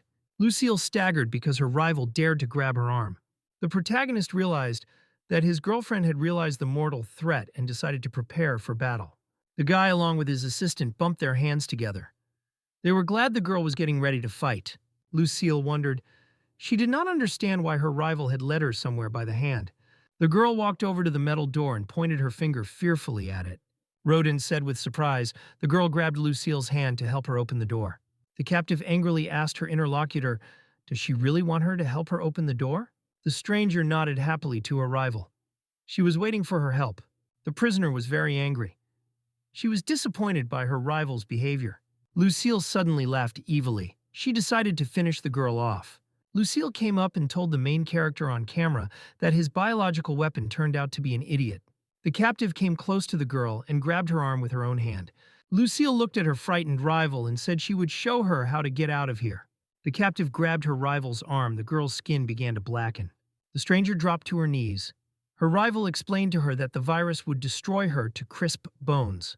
The girl looked fearfully at her body and noticed that it was starting to turn black. The prisoner angrily said the strongest biological weapon poisoned. Captive grabs her rival by the head and says to the protagonist that she is his single and strongest biological weapon. The rodent was looking very carefully at the girl's readings on the monitor. She said with consternation that the virus gets inside the girl and infects her blood, tissues, and organs. ISO said they ran tests and red blood cells should destroy any pathogen in the girl's body. They should also protect against contracting the Lucille virus. The stranger was lying on the floor. There were large dark spots all over her body. Lucille said, in an angry voice, that her rival was dying quickly and was completely boring for her. The assistant shouted fearfully to the master that the experiment must be stopped. The girl might not be able to stand it. The protagonist explained that the virus had infected very few cells in the stranger's body. It was far from lethal. ISO explained in a calm voice to his companion that all they had to do was keep calm and wait. At which time Lucille walked over to the nearest unconscious girl and put her foot on her head. Prisoner Saeed, her opponent, was very weak, and she was not interested in playing. The girl was lying on the ground and couldn't get up. Lucille put her foot on her head. The captive with burning eyes angrily inquired of her rival why she was now silent. The cheese screamed that the virus had already infected most of the cells on the girl's body. The experiment must be stopped. The protagonist said thoughtfully that the heart inside the girl is inexhaustible and the virus cannot affect it. Lucille said ISO wasn't really worried about her friend. She must have been wrong herself. The captive bent forward and looked at the girl. There were purple marks on her body. Lucille walked over to the unconscious girl and took her into her arms. Lucille held her unconscious rival in her arms and looked at her with interest. The captive gently touched her tongue to the victim's head. Lucille said thoughtfully, her victim is a garbage specimen, but it tastes unexpectedly pleasant. A huge predatory rat with burning eyes appeared next to the girl. It grabbed her with its teeth. The predator held her prey in her teeth. Lucille said she would now begin to enjoy herself. Cheese said excitedly that 90% of the girl's cells were infected. We can't wait any longer and must activate the protection collar on Lucille's head. The assistant reached out his paw to touch the big red button on the remote. Suddenly, the protagonist reached out his hand and grabbed the rodent's arm with it. Cheese turned around in surprise and looked at the guy. Iso didn't let him press the button. The protagonist sternly told his assistant to wait some more. Cheese told the guy with consternation that they couldn't watch Lucille devour the girl. The protagonist reminded the assistant that he hadn't been so soft-hearted to other experimental specimens before. Iso reminded his companion that their goal is to subjugate the world to the Persilade clan. Lucille is only a tool to achieve that goal. The protagonist suddenly heard someone call him master. The guy listened and heard someone calling him loudly on the comms. The boy saw that the girl was slowly but distinctly calling him master. Cheese was very surprised. He couldn't understand when the girl had time to start talking. The assistant asked the host, "Did he really teach the girl how to talk?" The guy replied that he taught her a little bit last night. Last night a stranger wanted to get on the bed, but the protagonist kicked her out. Iso sternly explained to the girl that experiments were not allowed on the bed. He looked at her carefully. The stranger lowered her gaze silently. Iso closed his eyes and thought about it. He decided to do something to help his girlfriend. The guy told the girl that if she called him master, he would let her lie on the bed for 30 minutes.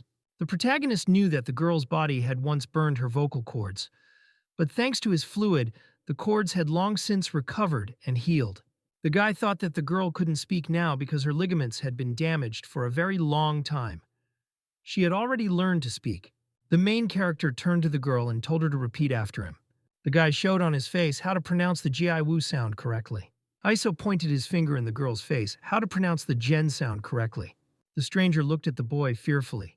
She tried to understand what he was saying to her. The girl tried to say something to the guy. She tried to activate her vocal cords. The protagonist looked with surprise at his interlocutor. He noticed that it was very difficult for her. The girl got very tense. She tried her best to say something. The main character was disappointed. He realized that his girlfriend was really dumb. The guy lay down on the bed and told his companion to go to bed quickly. The stranger lay on a pillow and covered herself with a blanket. She tried to say something to herself. Gradually, the girl began to have some sounds in her cords. The stranger lay down and tried slowly syllabicizing the word zoo. The girl tried to get away from Lucille and started saying the word master. Lucille angrily shouted to her rival that she couldn't even name the word master. The girl glared angrily at her rival and shouted for Ta to get ready. Suddenly, the electronic bracelet around her neck went off on Lucille's body. The girl was knocked to the ground by a massive electric shock. Lucille was on her knees and grabbing her collar with her hands. The guy activated an alchemical reaction called heat extraction. Lucille felt a strong discharge from the collar. She called out fearfully to the protagonist.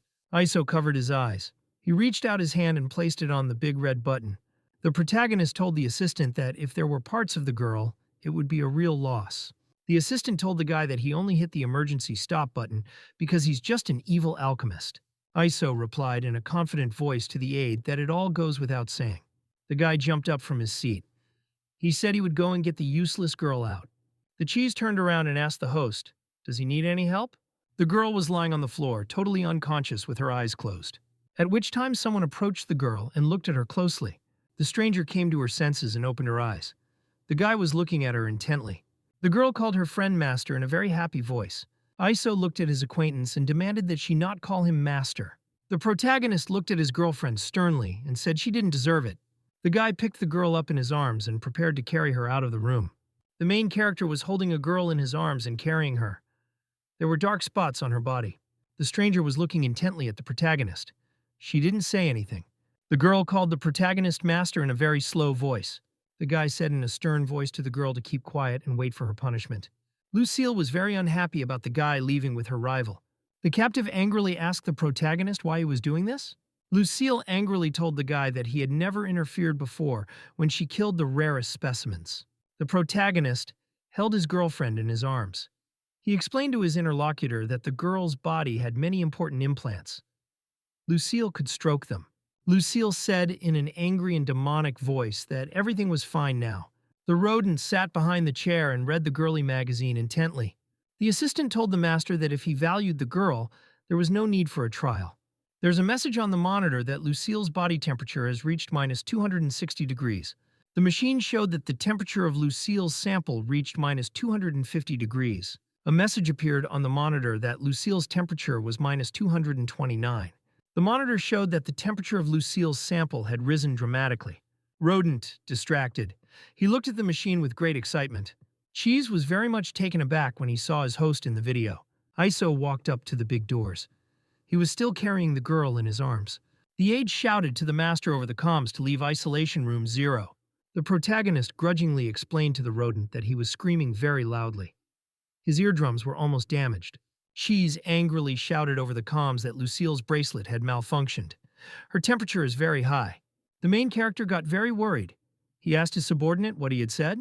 The guy turned around and noticed an angry Lucille standing behind him. The girl angrily told the protagonist that the bracelet wasn't broken at all. She touched the collar. The girl angrily explained to the guy that viruses evolve in response to their environment. The captive reminded the head hero that she had been locked in isolation for over 1,000 days. Lucille explained to the protagonist that she had repeated something over and over again. The girl reported that she had purposely activated the Matrix. The girl angrily informed the protagonist that she had now evolved and gained resistance to the cold. The guy told the interviewer that she won and so he would fulfill his promise. Lucille looked at the guy and said in a sly voice that spending one day together with her would no longer be enough. The protagonist glared angrily at the girl. He didn't say anything back.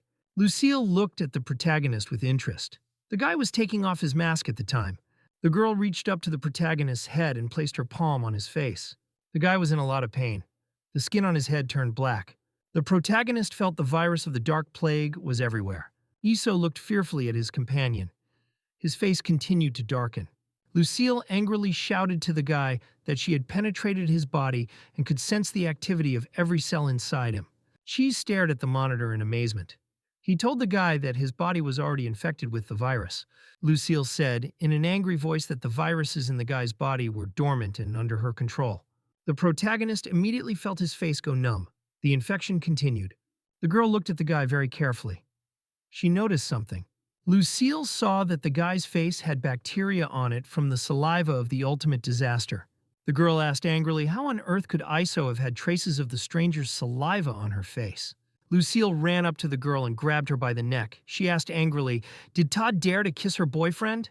The rodent said fearfully that Lucille is itself a large virus, so it can recognize biological signs at the cellular level. A very strong poisoning traveled down the girl's throat and began to spread through her body. The stranger's body kept striking. It had very dark markings on it. The stranger hung in space. Lucille supported her on her dark claws. Lucille angrily shouted to her rival that she would penetrate her every cell and make her feel intense pain. The stranger's body kept getting badly damaged. Her cells were breaking down. The girl screamed loudly. She felt a very intense pain in her body. The protagonist knew that Lucille could withstand almost any substance or poison. She could be suppressed with the collar's ultra-low temperatures. But now she had resistance to cold. Iso thought to himself that the void matter that could destroy everything was still being researched. If used prematurely, it could destroy the entire base. The protagonist looked at the strange girl. He didn't know what could be done to restrain Lucille. Suddenly, the assistant shouted to the master in a loud voice that he had found something. The main character was very surprised. He didn't understand what his assistant had just come up with. The rodent explained to his master over the comms that Lucille craved him. The protagonist thought about it. He realized that his assistant was right. Lucille glared angrily at her rival and said she would destroy everything else in her body. The main character called the girl's name from the side. She turned to him excitedly. Iso took the gun and put it to his head. He yelled at the girl to stop. Lucille was very surprised because of the guy's decision to use himself to threaten her. The protagonist held a gun to his head. He said that the girl's body was a valuable experimental asset of the Persilade family. The guy held a gun in his hands and said he can't conquer the world without a girl and get glory back. There's no meaning to life for him. While the rodent was following his master on a video link. He said the guy's acting skills had improved. Lucille bowed to her companion and said in a low voice that she understood everything. The protagonist was very surprised. He couldn't believe that the girl could agree so easily. Iso thought to himself that he might have found a new method of controlling his captive. The girl jumped up and shouted that she would devour her rival and lead the restoration of the ISO family and conquer the world. Lucille glared angrily at the girl and said that she could be a breeding ground for the virus. The protagonist said in a disgruntled voice that he would have to use Trump for himself. The aide asked the guy why didn't he use Trump against the girl before. The guy closed his eyes and thought to himself that his Trump would be very humiliating. The protagonist shouted to the interviewer that he would agree to hug her every night if she would stop. Lucille was very surprised. She looked at the protagonist with great amazement. The girl happily ran up to the guy and asked, "Is it all true?" And he told her it was all true. Lucille hugged the boy and pulled him close to her. She was very happy. Iso turned around and asked the girl again if she was willing to make such a deal. Lucille says she may not kill her rival, but she also has 2 conditions. The protagonist asked the girl, what are her other conditions? Lucille, in a sly voice, demanded that the protagonist switch places between her and his girlfriend. The rival must stay in the cell forever. Iso thought grudgingly to himself that he would have to agree to the girl's terms. He would have to find new ways to suppress Lucille. The girl smiled slyly at the guy. She wanted to tell him her second condition. Lucille turned around and screamed for her rival to wake up soon. The girlfriend pinned the protagonist down and yelled at him to watch closely. Lucille looked at the guy and said his girlfriend stole his first kiss. The protagonist was surprised to see Lucille move close to him for a kiss. The stranger was wary. She looked intently at the protagonist and the girl beside him. The stranger suddenly felt inside herself that she had an ache in her chest for some reason. Lucille wouldn't let go of the protagonist. She kept kissing him. The boy opened his eyes wide. He looked at the girl across from him with great surprise. Lucille stood against the protagonist and kept kissing him non-stop. The rodent thought to himself that he didn't even know whether to be happy or sad. Lucille let go of the protagonist and moved her head back away from him. The girl looked at the guy with a very sly look. She felt pleased. Lucille studied the lad with great interest with her enthusiastic gaze. The girl slyly told the guy that his saliva tasted really wonderful. She said he still liked violet berry paste. The protagonist ran away and started spraying disinfectant on himself. Lucille told him that her cells were already permanently rooted in his body. A stranger stood at the side. She looked at the sad protagonist with great excitement. The girl felt deep inside her that her heart was pounding unhappily. The girl grabbed her stomach with her hands. She felt her breasts ache. The girl had miniature spiked microbes inside her bloodstream. Malignant microbes began to float within the system and invade the blood cells. The girl's mutation was still going on inside. She was under the influence of the alien general. Lucille turned to the side. She looked at her rival with great scrutiny. The girl stood with her eyes closed. She felt the strength in her body. Lucille was very frightened. She could not believe that her rival could have strength. Suddenly, the stranger reached forward and grabbed her opponent by the throat. The stranger stood and calmly held Lucille by the throat with her hand. Suddenly, the girl's hand turned black. She used it to squeeze her rival even harder. Iso, frightened, thought he saw the left hand of the angel of purification in front of him. The stranger looked at Lucille and said she hated her. The girl roared with all her might, her hand on Lucille's throat to finish her off. The guy sat and looked at the large bird in front of him. He didn't understand why this lava sparrow still hadn't fainted. The bird of prey looked unhappily at the man with burning eyes. The guy attacked the huge bird with his beam of bright fire. The warrior stood in front of a huge sparrow. The bird gave him a predatory look. The guy said in a satisfied voice that Chow had already safely left the ring island in the underworld. That was enough for him. The girl said in a disgruntled voice to the guy that self-sacrifice on her own initiative was not something she was grateful for. There was a very bright explosion. A large pillar of fire flew forward and crashed into the blue transparent wall. The girl stood and held her arm straight out in front of her. The guy called out to her from behind and called Chow. The warrior sat and looked at his girlfriend with excitement. She fended off the attack with her hand. The girl walked over and put her hand on her friend's face. He was surprisingly silent. Chow looked at the guy and told him to never leave her alone again. The girlfriend put her arm around the guy and moved closer to him. He looked at her silently. The warrior decided that the girl would kiss him and directed his face toward her. Chow suddenly swung her foot and knocked the guy with a swinging kick to the face. The girl angrily shouted to the guy that the kissing scene had to be filmed from a deceptive angle. The director was sitting in her chair. She shouted loudly that everything had been filmed. The cameraman was standing next to her.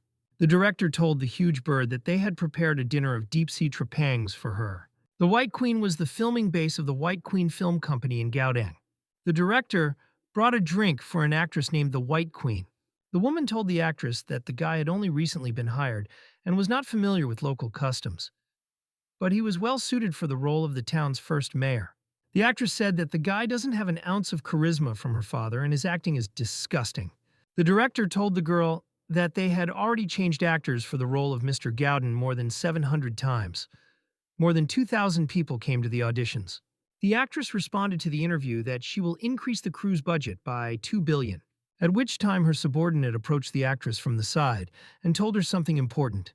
A woman was very surprised to hear that her bank had been robbed. An employee reported that the bank was robbed by a man and a rodent race. They used a poison gas device. The woman showed the actress a small box of green containers. The actress scrutinized the box with the poison gas inside. The girl noticed something interesting on the box. She looked closely. The actress saw that the bomb had a special purple-colored branding on the side. An employee was holding a cage with a green mutant. She said the detective had been struck by an unknown biological weapon. The actress told her subordinate to tell the patrol officers they were no longer needed. The subordinate wanted to say something about a hero's performance zone. The actress turned her head to the side and closed her eyes. A white glow appeared around her. White spots appeared on the side of the girl's body. There was a small, bright light around her. The actress's gaze became cold and icy. She was thinking about something to herself. The woman got to her feet and said the robbers might have the answer to an important question. The actress commanded her subordinate to mobilize all company resources and find the robbers. The director asked the actress what about the filming. The woman replied that the filming had to stop. She had more important things to do. She added that the crew's salaries had to be paid in full. The actress remembered the guy. She turned around and headed towards the actor. The actress walked up to the guy. The actor was sitting down and there were women with swords standing next to him. The actress angrily asked the guy, did he really want to kiss her? The actor fearfully said he was wrong. The woman tossed a small piece of ice over her hand. It was an ice prison. The actress put an ice cube in the guy's mouth. He fought back as hard as he could. A woman told a guy she'd forgive him when he defrosted a block of ice in his mouth. The actress turned around and walked towards the exit. She thought that in the whole world only her father could touch her with his lips. The wooden bucket twisted and spilled water all over the floor. A little girl with purple hair was trembling fearfully. She was holding a teddy bear in her hands. The woman asked the girl sternly who was letting her play while she scrubbed the floor. The hostess slipped her hand in and took the toy from the frightened girl's hands. The woman threw the teddy bear straight into the water on the floor. The landlady angrily shouted at the girl for carrying that stuff around with her all the time. The girl asked in a tearful voice that Auntie Jimin should not step on the toy. The woman swung around and slapped the child in the face with her hand. The man grudgingly told the woman that she could not be rude to the girl because of the spilled water. The daughter was frightened. The landlady angrily reminded the man, Mara, that she was the one who had thrown him out of the acting troupe, where there wasn't even enough to eat. The man hesitated. He said nothing to the woman and stared silently in front of him. A strange guy showed up at the side. He approached the hostess about teaching the child to be a soldier. The landlady pointed her finger at the girl. Mare was not pleased. He did not understand who could have entered the house without knocking. The guy angrily said that in the entire kingdom, hellhounds can go in wherever they want. The man was very surprised when he realized that the guy in front of him was a hellhound. Mare looked angrily at the woman and wondered what she was up to. Jimin replied that she wanted to find a good use for the girl. The landlady said that she had asked that the girl be considered. The child at that time grabbed her toy. The fighter walked over and looked at the child. The woman said that the girl, though small, she is very strong. She can serve in the hellhounds. The fighter looked at the girl with great attention. He noted that she had a very expressive look in her eyes. The child was very frightened. He held Mishka close to him and looked at the stranger. After a little deliberation, the fighter said he was taking the girl. The soldier carried the child away. The girl screamed to her father that she didn't want to be taken away. The girl woke up on the bed. She looked up fearfully in front of her. The stranger turned to the side and noticed her bear cub lying next to her beside the pillow. The protagonist was in the lab with his assistant. The rodent said that the super rabbit had lost the wool on its chest for some reason. The cheese told the owner that the girl had been lying unconscious for 3 days. The protagonist replied that the patient's vital signs were stable. She should be fine. Inside the dark castle, there were drips hanging from them. The solution flowed through them to the old man. The girl was standing by the medical machine. She was looking at the patient's readings. The girl with the mask on her face brought her hands up to the medical board. The leader of the hellhounds, named Potter, sat on his throne in the castle. At that time, a guy named Dober entered the room. He bowed and addressed the leader. The master was sitting on his throne. He asked his subordinate how their elimination operations were going. Dober informed the master that the intruders had been killed while trespassing in the gold district of Godin. Potter said even his best fighters couldn't break into the gold district and eliminate the traitors. The subordinate said that apart from Yorkshire, only the girl is still alive, but her whereabouts are unknown. Potter jumped up sharply on his throne. He shouted to his subordinates to find the girl for him. The stranger sat on the couch and cradled Mishka to her. The main character walked beside her. The guy was silent. He continued to walk by the couch. The girl watched him fearfully. Iso stopped suddenly. He put his hand up and shouted what he had come up with. The main character pointed his hand at the girl and said she would have a new name. The stranger was completely at attention. She looked at the guy next to her. Iso said her name would be Tsu Air. The protagonist asked the assistant if he wanted to know why he called the girl Z Air. The rodent replied that he wanted to know the answer to that question. The boy remembered his mother showing him a flower called Tsu. Cheese pointed his hand at the girl and said that she was now officially the second superhazardous experimental specimen. Iso replied that Tsu Air was number 1 on their list of superhazardous objects. The main character said that Tsuer is very unstable and completely lacks the will to attack.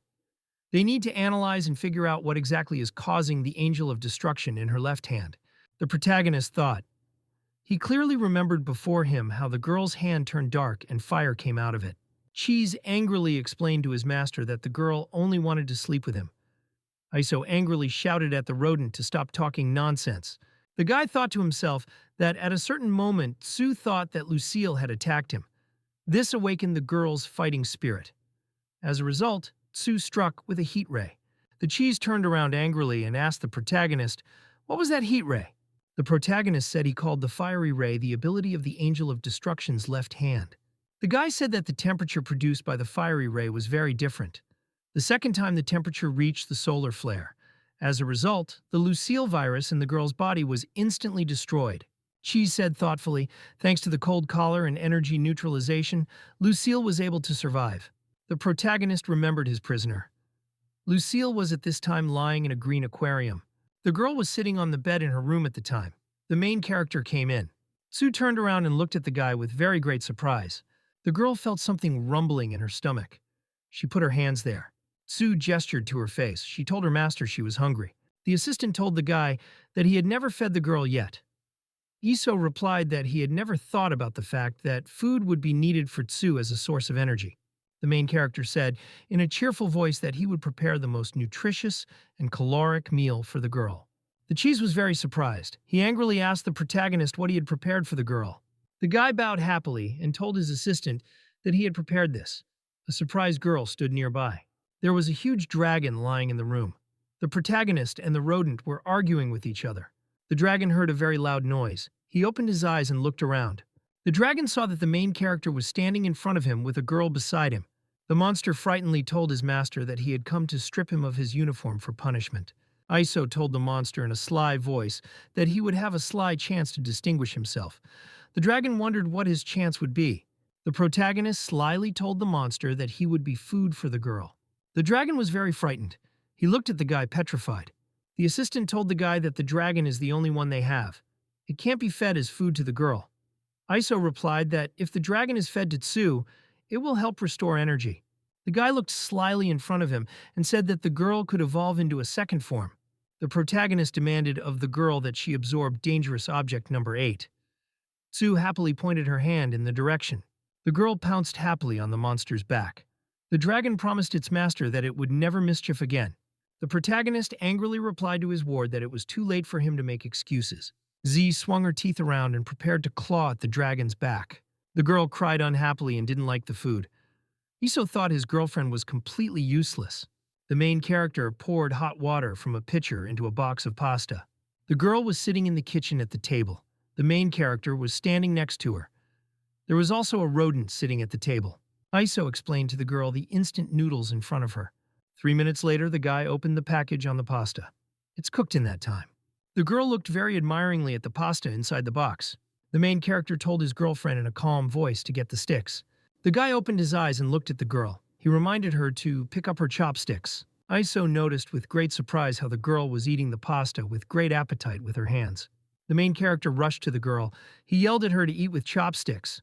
Zai grabbed the food with her hands and pushed it into her mouth with great appetite. The girl ate and smiled happily. She said it was delicious.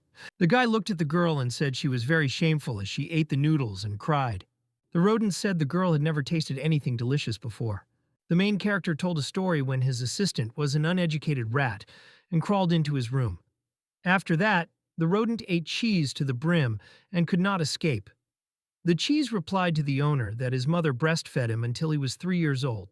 The main character angrily yelled that he'd stopped drinking breast milk since he was 6 months old. The guy launched a plate at the aide. Iso was fighting with his assistant. They were throwing kitchen stuff at each other. The girl was calmly consuming pasta from a bucket.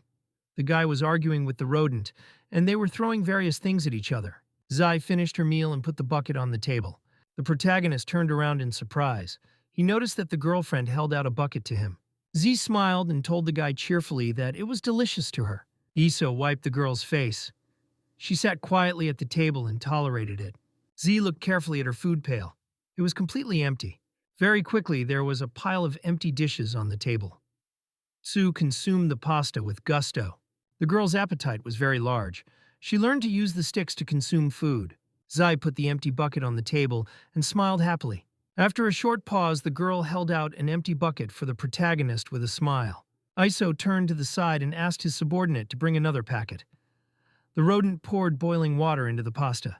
An hour later, a scared guy was looking at his girlfriend. He yelled at her to stay away from him. The guy was holding a gun in front of him. He said he had the last pack of waffles left. The girl moved leisurely across the floor toward the guy. There were empty food wrappers all around her. Zai said with a big smile that everything was delicious and she wanted more. The main character got angry. He realized he had to take the rest of his food. Iso grabbed a waffle pack and discovered it very quickly. The main character started eating the waffles quickly. He realized he had to eat them all quickly himself. The guy fell to the floor. The girl on top of him put her hands on him. Z pulled her face to the boy's face and kissed him with all her might. The guy felt the girl moving her tongue in his mouth. She wanted to take the food away. The girlfriend wouldn't let go of the guy. She still kept kissing him. Z hugged her friend with all her might and pressed herself against him. The main character felt like he couldn't breathe. Tsu wanted to take the food out of his mouth. The main character collapsed on the floor unconscious with his eyes closed. The girl had partially satiated herself with food. The rodent was listening intently at this time.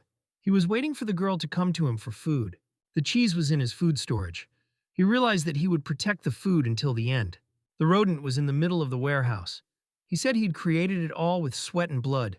The girl was crawling in the kitchen at the time.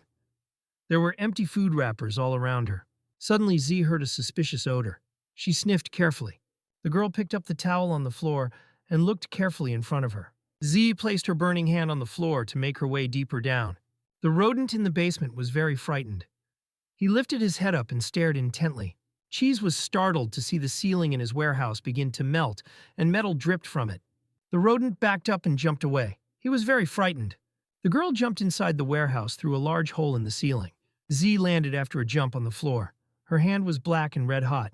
The girl got to her feet. The rodent pointed a gun at her. He said his cheese was his priceless collection.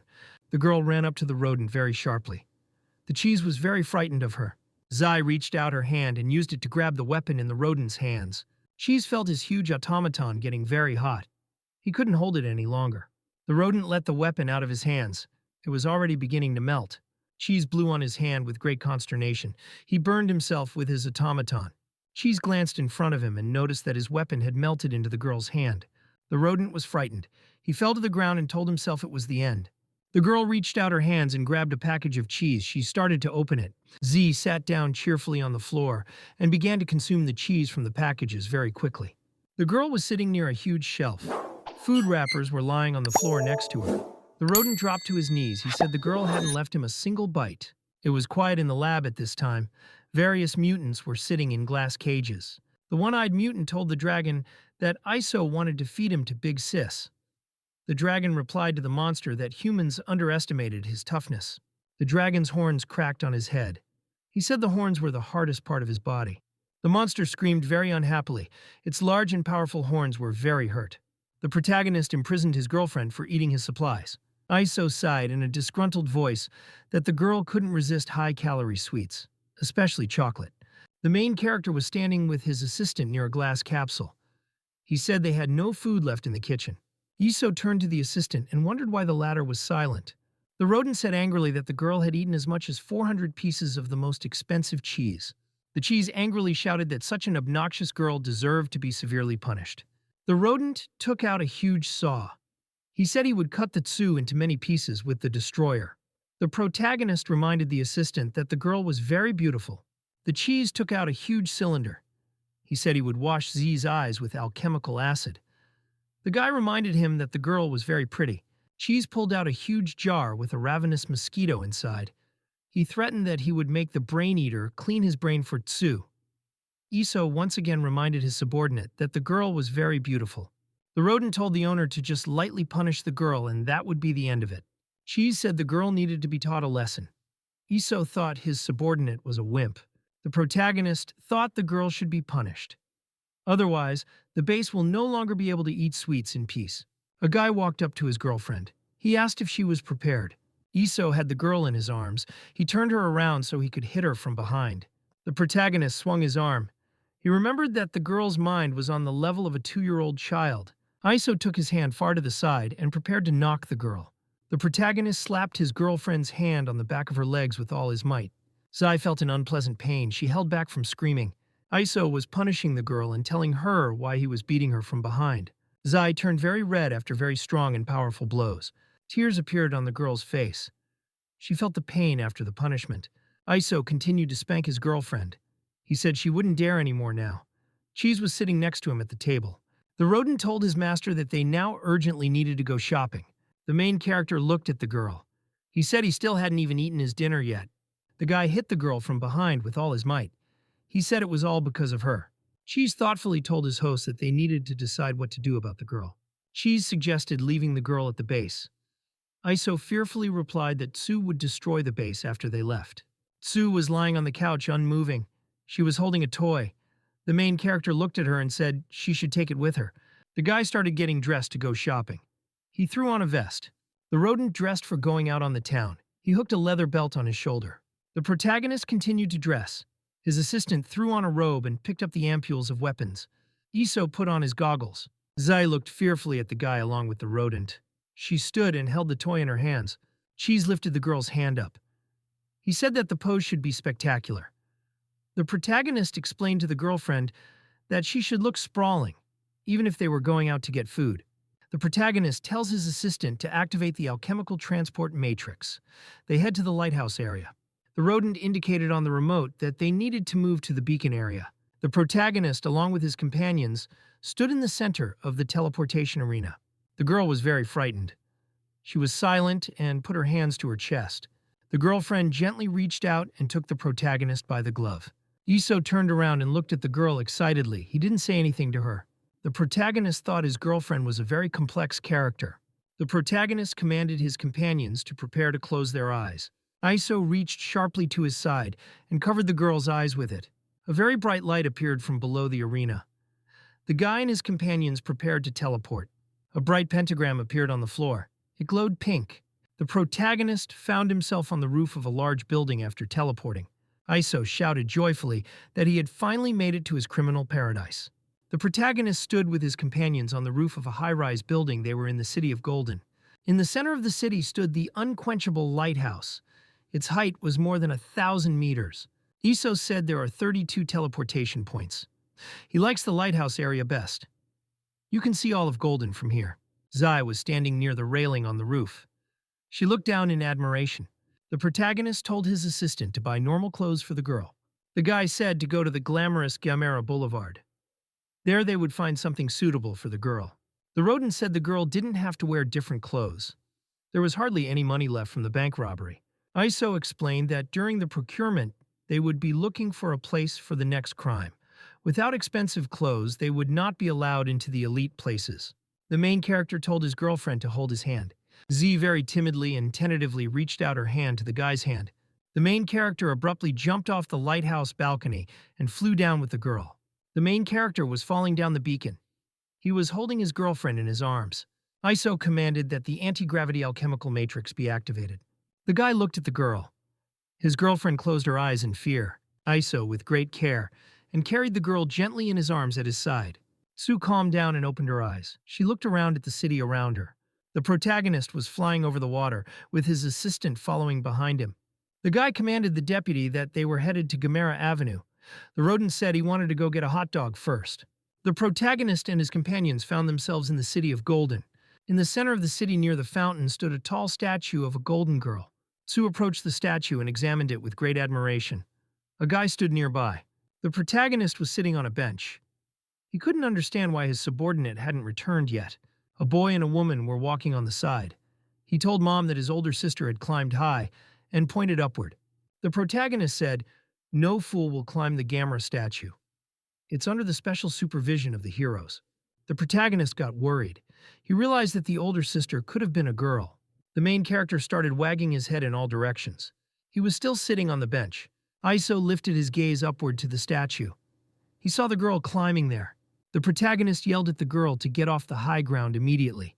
Zai quickly and successfully climbed on top of the golden statue and sat down there. Z happily waved her hand at the protagonist and called him master. Cheese stood outside and sprinkled himself leisurely from a box of peppers into a hot dog. Cheese was standing near the counter. He yelled at the tied-up salesman for adding sour ketchup to it. The rodent sniffed carefully and looked at the food with great appetite. The rodent took a bite of the hot dog. He told himself that his master would be displeased again because of his delay. Cheese turned to the side and noticed with surprise the police officers running down the street. The rodent noticed that a great many people ran up to the golden statue. The cheese couldn't understand what was going on. He just stepped away for a while and there was a commotion. A policeman addressed the girl on top of the statue over the loudspeaker. He demanded that she come down immediately. Zai was very frightened. She sat on top of the statue and looked down fearfully. The rodent looked at the statue. He figured the girl could get a year in jail. He had to do something about it. Cheese put on his goggles. He decided to leave and hide out. The rodent turned around. He decided to pretend to be a random passerby and run away. At which time the protagonist inside the crowd tossed a grenade upwards. The grenade above the crowd went off, and there was a very bright explosion. The cheese stopped at that time. Iso shouted that next time he would definitely not take a grenade with him. The men were all lying on the earth. The rodent grabbed his knife. He started using it to rip the clothes off the cops. Cheese told the host that he was taking the role of decoy. Iso replied to the subordinate that he was just trying to blend in with the crowd to escape. One of the cops woke up. He had his hand on his head. The cop tried to get up, but instead he tripped and fell to the ground. Iso and his companions approached the storefront window and leaned against it. The protagonist said in a tired voice that the girl could take him to his grave. A store clerk shouted at passers-by to move away from their stained glass window.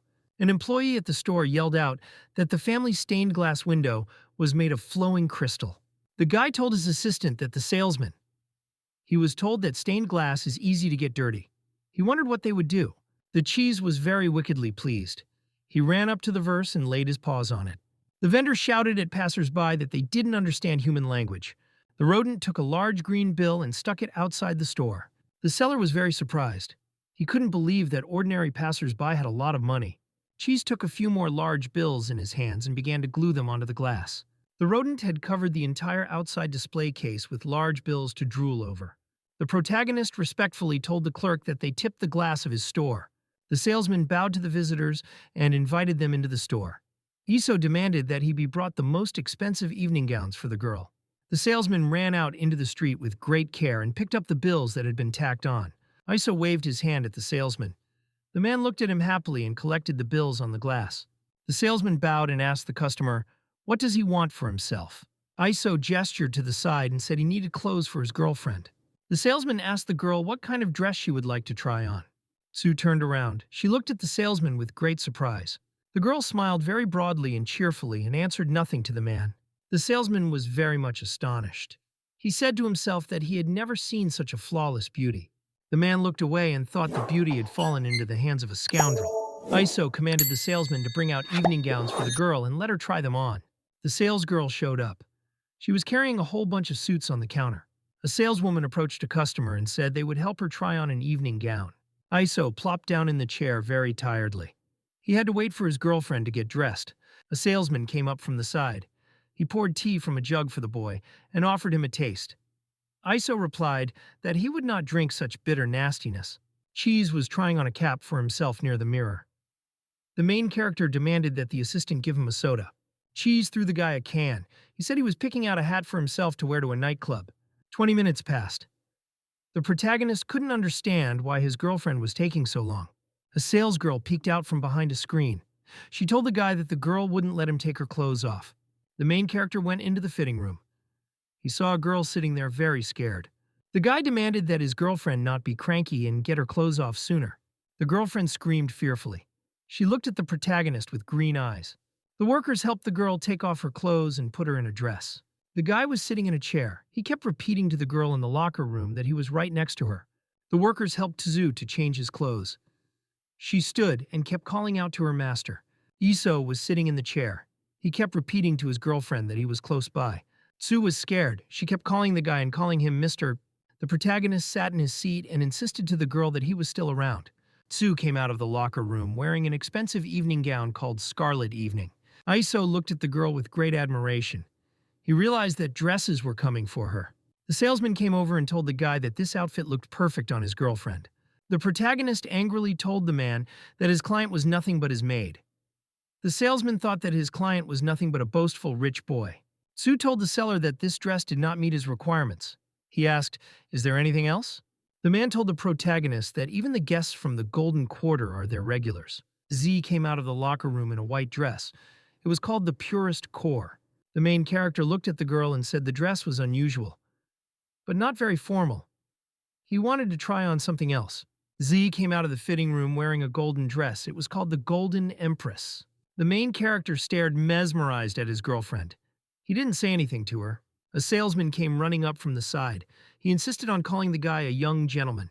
The man said that this dress was modeled after their empress's dress.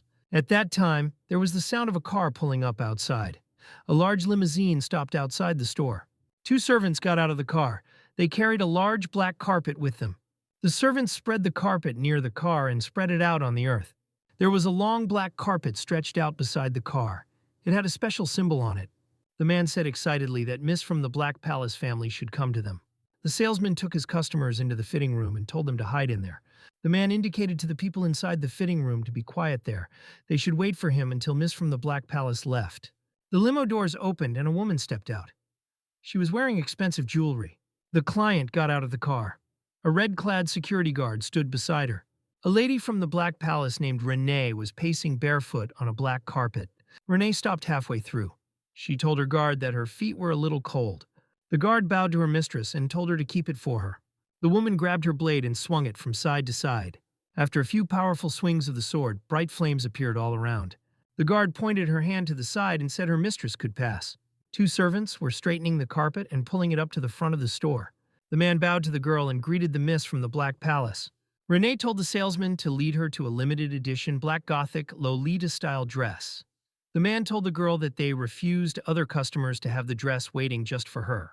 The protagonist carefully opened the screen inside the fitting room in the store. He watched everything carefully. The lad, together with his companions, were carefully watching the guests in the store through the curtain. Cheese told his friends excitedly that Miss from that very Black Palace had come to visit them.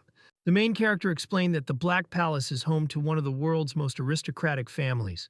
The girl was very excited. She was looking at the customer in the store like a mesmerized woman. Cheese couldn't understand why aristocrats would show up in such a place. The main character explained that the privileges of aristocrats without commoners lose their charm. The servants continued to uncover the carpet on which their mistress was walking. The salesman bowed to the girl and explained that she was almost to the right place. The man pointed to an outfit that was hidden under a large blanket. Renee stopped suddenly at the rug. The salesman looked at her in bewilderment. One of the servants startled to notice that they had run out of carpet. They rolled it all up. The servant told the mistress in a guilty voice that they were out of carpet. The guard angrily told the servants that they had not prepared enough carpet. Their mistress cannot walk on muddy ground. The boys dropped to their knees and started yelling to Mrs. Tengu that they were both to blame. Tengu glared angrily at the servants and said that it was up to them to know how to correct such a mistake. The servant was very excited. He even had sweat dripping from his face from excitement. One of the servants grabbed the blade and pulled it out with a determined motion. The servants plunged their knives into themselves. They prepared to perform a ritual called the Heart of the Blade. Suddenly, the fighters noticed their weapons scattered and dissolved. The Shinkun warrior told the servants to leave the killing. He reminded them that God calls for mercy. The boy plopped down on his knees. He excitedly thanked Mr. Zinkun. The warrior swung around and stabbed one of the servants in the stomach with his spear with all his might. The two servants were lying on the earth. Mistress Renee approached them. Shinken pointed forward with his hand. He told the mistress that she could go on. Renee stepped her foot on the servant's head and prepared to move on. Mistress was walking on the servants, supported at her side by warriors to keep her from falling. Chi said unhappily to himself that the world's nobility is very arrogant. Iso pleased with himself that a good opportunity had arisen for them. The rodent inquired of his master, "What is their opportunity now?" Iso cheerfully said they could kidnap the mistress from the Black Palace. The world's nobles never leave the Golden District. They now have a unique chance. Cheese told his master that their lives might be over now. The protagonist replied to him that they could do something great. Persilade's name might become famous. Servant told his master that every world aristocratic family had been around for millennia and had great influence. Renee walked slowly over the body of the servant and approached where the dress stood. Mrs. stood near the outfit, which was under a curtain. Next to it was a salesman. The man grabbed the bedspread with his hand. He told the girl that he was about to show her a limited edition dress. Iso angrily asked his assistant, would the main villain of Golden not mess with the world's aristocrats? Cheese grabbed his master by his clothes. He demanded that the man not provoke him. Suddenly, there was a very loud noise from the side. The protagonist and his assistant turned to the side. Renee and her guards were surprised to notice that the outfit on the mannequin was very badly damaged. The salesman was very frightened. A frightened employee was standing next to him. The customer angrily asked the man if he was the one who had left such a special dress for her. Tanky gripped her sword angrily. She prepared to attack the salesman. The warrior angrily told the salesman that no god would save him this time. The protagonist asked his subordinate, was it all his pranks? The cheese explained to the guy that he was bored waiting, so he damaged his dress to piss off the store clerk. Z looked in front of him with very great interest and amazement. The girl carefully stepped forward in front of her and caught hold of her outfit. The customer looked at the store employees and asked, who did it? The salesperson started to justify himself. At that time, the main character fell out of the fitting room. Renee and the guards looked at him with interest. The man pointed sideways with his hand at the protagonist and said he did it all. The cheese covered his face with his hands with great consternation. He realized that the end had come for him. The guard walked over to the protagonist and grabbed his clothes with her hand. She lifted the guy off the ground. She said, did he do all this? Iso smiled calmly at the woman and confirmed that he had done it all. Tanky looked at the guy angrily and incredulously. She was very angry. The rodent was very surprised. He didn't understand why his master had confessed everything so easily. The man looked around excitedly and with interest. He thought that if the guy didn't die today, he would have to die. Tanky gave the guy a very angry look. She threatened him that she would gouge his eyes out. The guard held out her claw and stopped it right next to the guy's eye. Renee suddenly ordered her guard to stop. The mistress said she liked the guy's altered dress. The salesman was very impressed. He couldn't believe Renee could like that outfit. There was an equally surprised protagonist and his assistant standing nearby. Iso decided that the woman was in over her head. The guard shouted to her mistress in a dissatisfied voice that the guy cut her evening dress and he needed to chop off a finger. Renee looked displeased at her subordinate and asked, should she really repeat? The guard, in a humble voice, answered the mistress that she would not dare to argue with her anymore. The guard held out her demonic hand and touched the medallion on her chest. The guard angrily called the guy a small upstart and demanded that he behave with dignity. Iso could not decide what weapons to use against the guard. He decided to use a grenade with a dragon poison and a web, or a grenade of powerlessness to enjoy torment. The guy's eyes lit up. He decided that tomorrow newspapers would write that the peaceful aristocrat was abducted by the great villain, Baron Iso. Renee, in a cunning voice, told the main character that she knows who he is and what he is achieving. The girl looked thoughtfully at the guy and said that after he came here, he immediately had a very dangerous thought. The main character was worried. He decided that Renee could have time to unravel all their plans. Iso decided that the heiress could notice their presence. His rodent stood on the side and he held his hand near the girl's mouth. Renee silently and slowly headed forward with a slow step towards the guy. The heiress approached the edge of the carpet. Opposite her stood the main character. Renee, in a cunning voice, said that he specifically ruined the dress in the style of Lolita to attract her attention. He wanted to cling to her family. The heiress cunningly glanced at the guy and asked if she guessed his plans. The main character fell silent. He looked at the girl and did not answer her. Renee cunningly looked at the guy and said that she would give him a reward for his courage. The heiress demanded that the guy knelt and kiss her legs. In return, she promised to make him a servant. The guard was unhappy with the words of the hostess. She realized that she herself had not yet kissed the lady's feet. Renee looked at the guy with a smile. She decided that when a man kisses her legs, he would cry with happiness. If a man is carried away, then she will crush his head. The main character looked at the girl displeasedly and shouted that no one would kiss her smelly legs. Grazin looked at his owner in dismay. He was scared because of his words. The man was scared due to the fact that Iso really said these words for the girl. The guard looked at the guy in amazement. She was waiting for a reaction from her mistress. The main character told the surprised heiress that her family could buy shoes for her.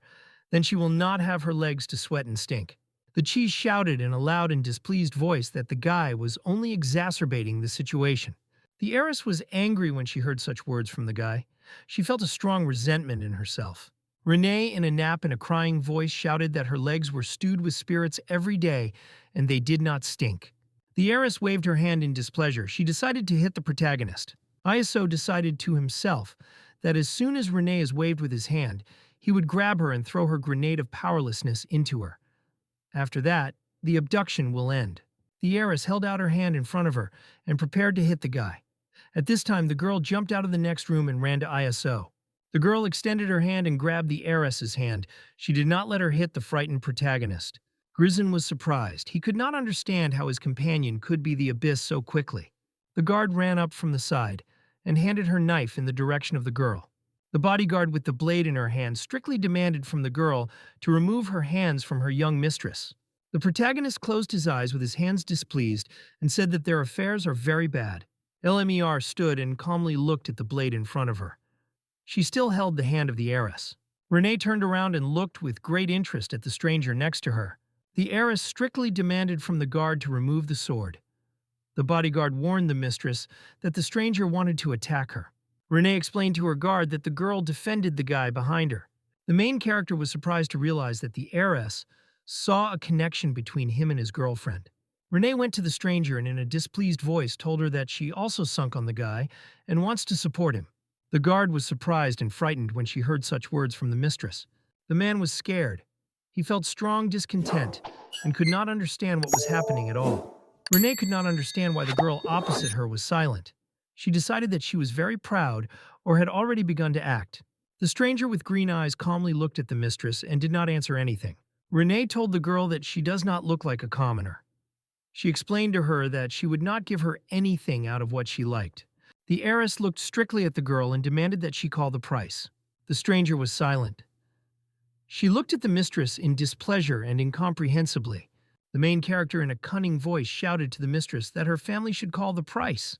Renee looked displeased at the guy from strictly asked what he meant. The main character put his hand in a jacket and grabbed a protective mask against the gas from there. Iso shouted Renee that she was abducted by the first villain of Golden. The guard rushed to the aid of her mistress and swung a blade. The main character grabbed a small bubble with pink gas from his pocket. Iso opened a vessel and a bright and poisonous pink gas came out of it. He was everywhere in the room. The guard coughed. She introduced her hand to her face and shouted that the smoke is very poisonous. Sinkin with a weapon ran up from the side. He could no longer use his strength. The guard looked scared in front of her and noticed that the young mistress had disappeared somewhere. There was a very dark night above the city. In the sky the moon shone and it was deserted on the streets. The girl with her eyes closed was unconscious. The cheese carried it in the air in her arms. The frightened cheese with the heiress in his arms shouted to the guy that from that day their calm days had ended. Iso, with a liner in his arms, replied that he had thrown a special grenade of powerlessness into the guards, and there was a substance in it that violated the work of the neurons of the brain. Iso turned to the side and in a cunning voice said that 2 bodyguards had to become a clouding of reason. Sunken angrily shouted to the guard that the kidnapper was a white-haired and thin guy. The bodyguard shouted displeasedly that the kidnapper was a fat boy with freckles and red hair. The warrior continued to scream angrily that they were attacked by a white-haired guy. The bodyguard fell to her knees and shouted that they were attacked by a boy with freckles. The heiress sat attached to the chair. Her hands were tied with a rope behind. The captive's mouth was clamped and wrapped in a rag. She could not scream. The mistress was attached to the chair and could not move. She followed her kidnappers. The main character told the captive that she is on the basis of the villain of the City of Golden, called the Lovoi Koshmarov. The cheese shouted loudly to Renee that from that moment it became their unhappy hostage. The girl went behind the guy with a rodent and joyfully called them. The main character turned around and asked her girlfriend, why did she run away from the room? Grazun shouted in a dissatisfied voice that the girl ruined their villainous surroundings. The hostage tried to free herself. She was able to move the bandage on her face. Renee shouted in a displeased voice to the kidnappers that they could not even knit her. Grazun told the guy, a dissatisfied voice, that the hostage was mocking their professional reputation. Iso answered the cheese that he was tied up ropes. Grazun reminded his master that he tied his arms and legs for the singers. Renee was completely freed from the ropes. She sat in a chair and looked calmly at the kidnappers. Iso shouted to Grazun with displeasure that he was just standing and watched as a hostage untied the ropes.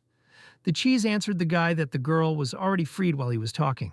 The guy, along with his fighter, turned around and was surprised to notice that their guest had disappeared from the chair. Renee sat in the side in the room and consumed chips from the packaging. The hostage with appetite ate a treat from the package and sat near the table. Grazun looked at the girl near the table and at the hostage on the chair. The cheese went to the girl and handed his weapon to her head. Renee sat quietly with a cup in her hand. The main character with weapons threatened the hostage that he would show her how terrible alchemy is if she tries to do something. Renee turned around and asked the guy with a smile, could he really do something more terrible than torture in the Black Palace family? The main character looked at the heiress with attention and asked what she meant. The girl told the kidnapper about torture called execution in a multi-layer pit. Renee told ISO about torture called a helmet burning. With her, a red-hot helmet is put on the victim's head. The girl told a guy about torture called a jujina of centapians. Insects are placed in the body of the victim, and they lay eggs there. Grazun asked the hostage if the family of the Black Palace would be tortured if they return it back. Iso turned around and viciously explained to the fighter that they could not return the hostage. They are not a charitable organization. Renee sat quietly at the table and holding a cup. She told the kidnappers that such torture did not threaten them. Renee cunningly explained to the kidnappers that she told them only about the lightest torture from the Black Palace family. Such a punishment applies only for insignificant touching it. The heiress threatened Iso and the rodent that they will be punished, so that they will curse their existence. The cheese was very scared. He felt as if his whole body had become stone. Renee cunningly glanced at the visitors and said that she was ready to pay them a large amount if they fulfill her request. Grazun looked scared at the captive and asked what request she wants to voice. Renea looked angrily at the kidnapper and shouted that she wanted to join her. Iso, along with his fighter, were surprised when they heard such a request from the captive. The main character was surprised to ask the hostage, why did she want to join them? Renee, with a smile, answered the guy that they could have fun together and commit crimes. The girl took out a small bank card. She told the kidnappers that they have potential and she could be their sponsor. The cheese shouted in a joyful voice that the girl has the highest level of credit in the City of Golden. Iso realized that the hostage would set some conditions for them. Renee climbed with her feet on a chair and wanted to voice her condition. The girl angrily looked at the protagonist and explained that he should do everything that he will say. She was still holding a bank card in her hands. Iso beat the girl's hand aside and said that she would not even dream that he would do something for her. The rodent rushed forward sharply and threw it towards his master. He asked the hostage, how much would she transfer money to them for criminal costs today? 47. The protagonist shouted to Grazun with displeasure that he could not make decisions instead of him. The cheese with excitement told his boss that they could live at the expense of the girl. They can focus on organizing a great crime. The protagonist said in a strict and proud voice that the Purdy family does not accept orders and handouts. Iso ordered the fighter to give the girl to breathe poison and tied her. The next day, they will send the Black Palace to the Black Palace demanding a ransom. Renee, in a strict voice, told the kidnappers that they would not receive a cent of her family. The girl said that according to their family rules, if someone is abducted, then such a person becomes a renegade. They do not negotiate with the abductors, and then they are killed. The bodies of criminals show the public to strengthen the authority of the family. The cheese looked thoughtfully in front of him and said that family members are very soulless. Renee, in a calm voice, told the interlocutors that she could give them money and will not control if they do one thing for her. Renee strictly demanded that the guy along with the rodent be killed by the current head of the Black Palace named Inha. The main character scaredly looked at the hostage and realized that Inha was her relative. Renee confirmed that she wanted her father to be killed. She reminded the kidnappers that they were the first criminal grouping of the city and asked, "Are they really afraid?" The girl, along with her kidnappers, sat at the table in the evening. Iso cut a huge omar. The protagonist, along with the rodent and the girl, sat at the table and echoed food. On the side near the wall stood a waiter. The cheese looked slyly at the guy and said that he thought he would refuse. Iso joyfully consumed food and said that he would not refuse a large amount for the murder of the girl's father. A rodent with a piece of food in his hands cunningly looked at the guy, said that he could not even kill his father, for he does not know who the one is. Iso bit a piece from Omar and told Grizun that when he revives the Purdy family and completely take control of the city, he would know everything. The cheese joyfully looked at a piece of food in his hands and told the guy that they needed to enjoy this feast. Grazin said in a joyful voice that the girl is very generous. As an advance, she paid them 20 million gold pounds. In the late evening, light glowed in the palace. The owner interrogated the guards of the girl. The clothes of the bodyguard and Sunya were neatly folded in a heap on the floor. A tied guard was in a large glass dome.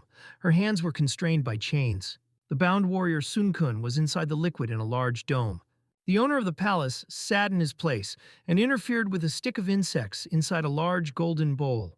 The man told an evil voice to the bound guards that the leech penetrates the body is much easier than the centipede. She puts more eggs there. After that, the owner sharply got up and went to the bodyguard. The man in an evil voice told a bound guard that she could not protect her mistress. Therefore, it will become a consumable for improving technology. The bodyguard asked the owner to give them another chance. She promised to save the young mistress. The owner in an evil voice told the interlocutor that she could not even remember the faces of the kidnappers. The man brought a golden bowl close to the girl, inside of which there were insects. The frightened guard shouted and asked the owner to give her the opportunity to atone for the blade with the help of the ritual. Suddenly, a girl appeared on the side. She, in a calm voice, asked her father to stop. Renee went into the room and greeted her father. She said that she was all right. The man was very surprised when he realized that he was a daughter next to him. Due to excitement, he released the bowl from his hands. The owner rushed joyfully to the girl and held out his hands to her. Renee stood calmly and looked at him. The delighted father ran forward and hugged his daughter. He was glad that she was intact. In the late evening, the girl went outside and sat on the porch. She looked at the sky. Renee thoughtfully and silently sat on the porch. Around her body, fireflies flew. Renee looked up and carefully looked at the moon in the night sky. There was silence around her. The guard ran up from the side and fell to her knees in front of the girl. She wanted to ask for forgiveness. Renee held out her hand in her robe pocket and took out a package with chips. She opened her.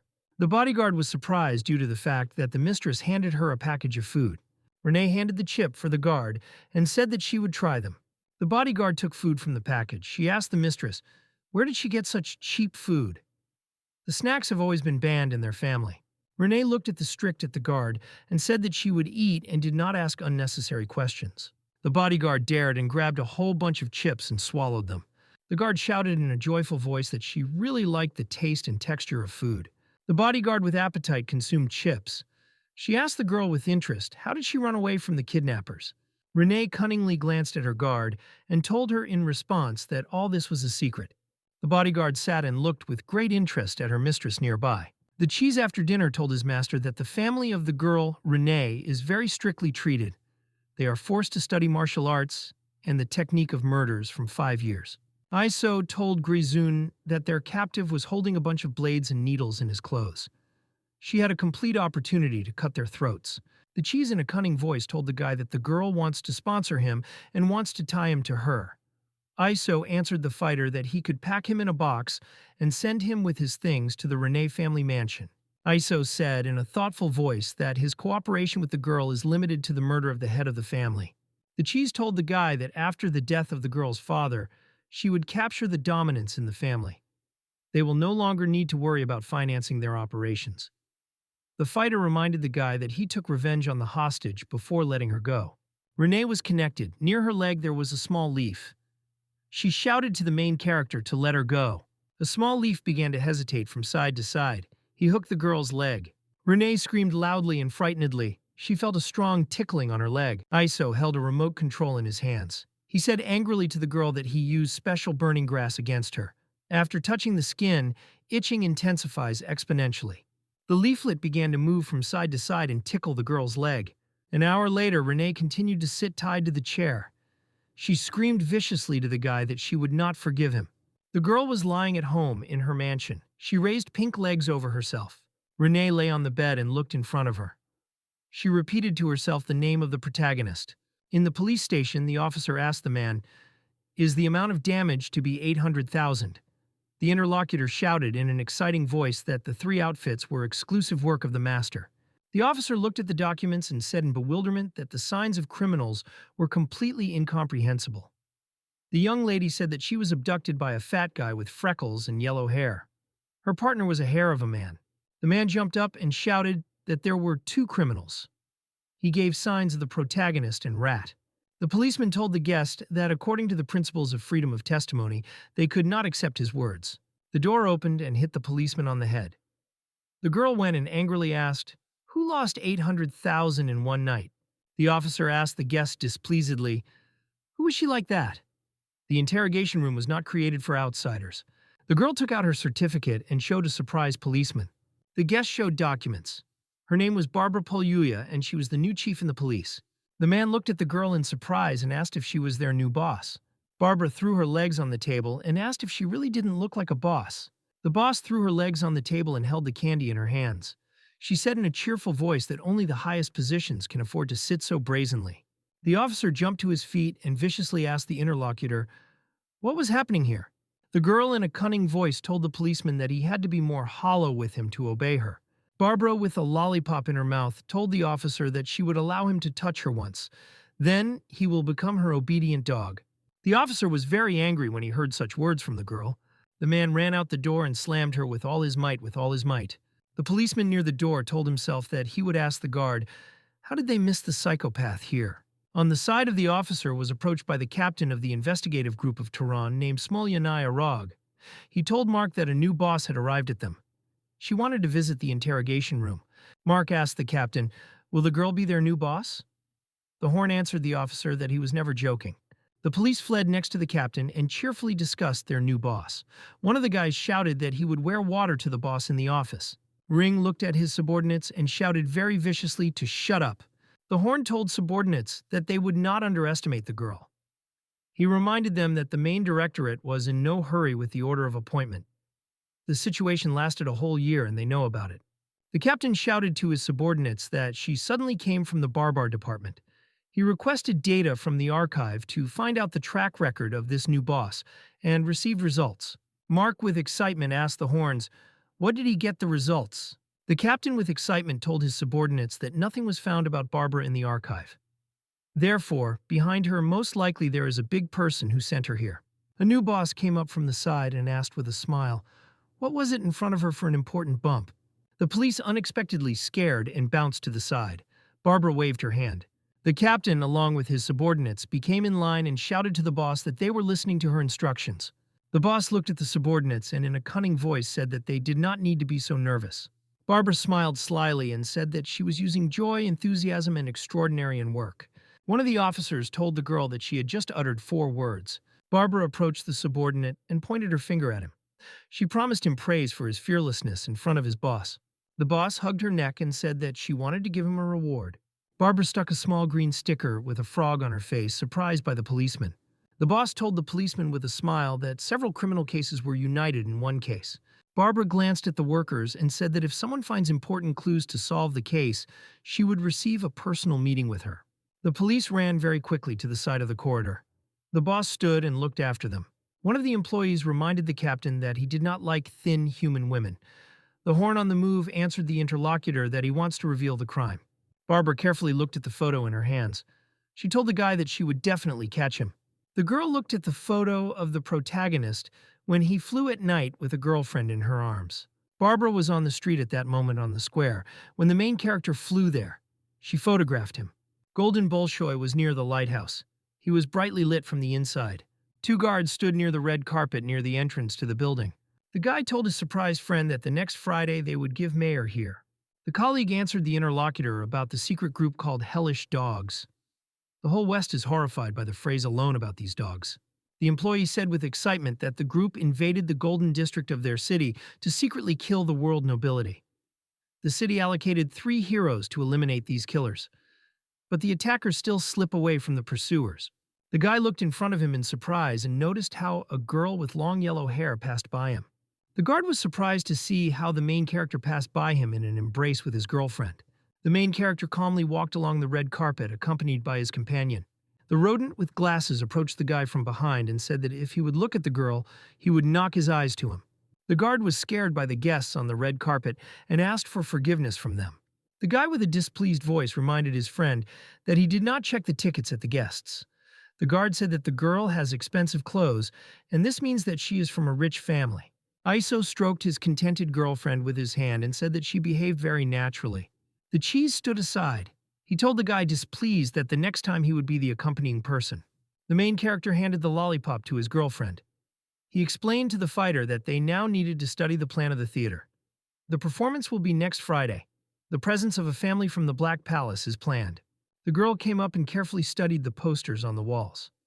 She saw an advertisement for a film called This Ice Is Not Very Cold. On the other wall hung a film poster called The Cecil Holiday.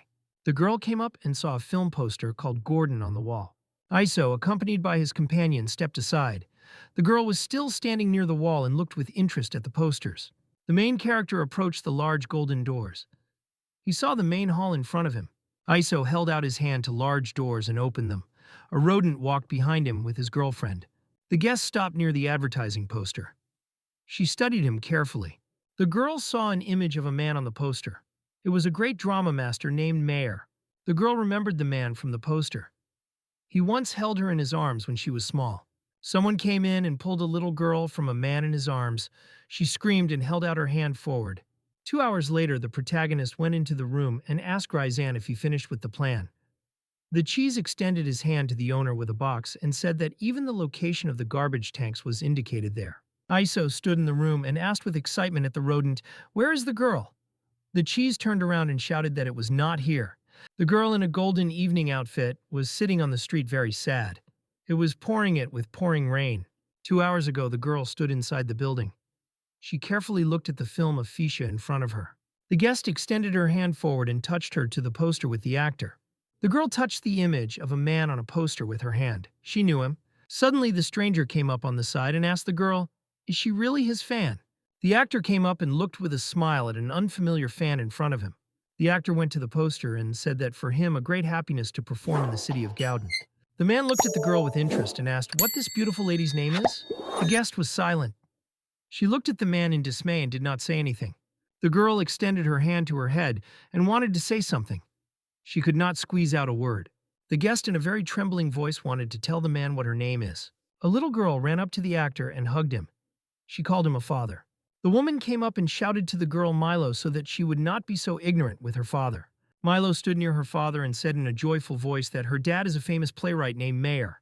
Meyer looked in surprise to the side and saw that an unfamiliar girl disappeared somewhere in front of him. The weather was very bad on the street. Lightning sparkled from the dark sky and thunder thundered. There were 2 guards on the street. The guy said that the forecast did not report on the rain yesterday. The colleague answered the guy that they are with him at the post, and beauties are sitting in the hall and watching a performance. The guy stood with an umbrella in his hand. He noticed with surprise how the guest passed by him. The guard shouted to the outgoing girl that she could take an umbrella from him. The girl walked around the city and reached the outskirts. She walked between the houses where the poor people lived. Near the houses there was a stranger and looked affably at passing people. The stranger was sitting near the house and offered a frightened client a bag of drugs.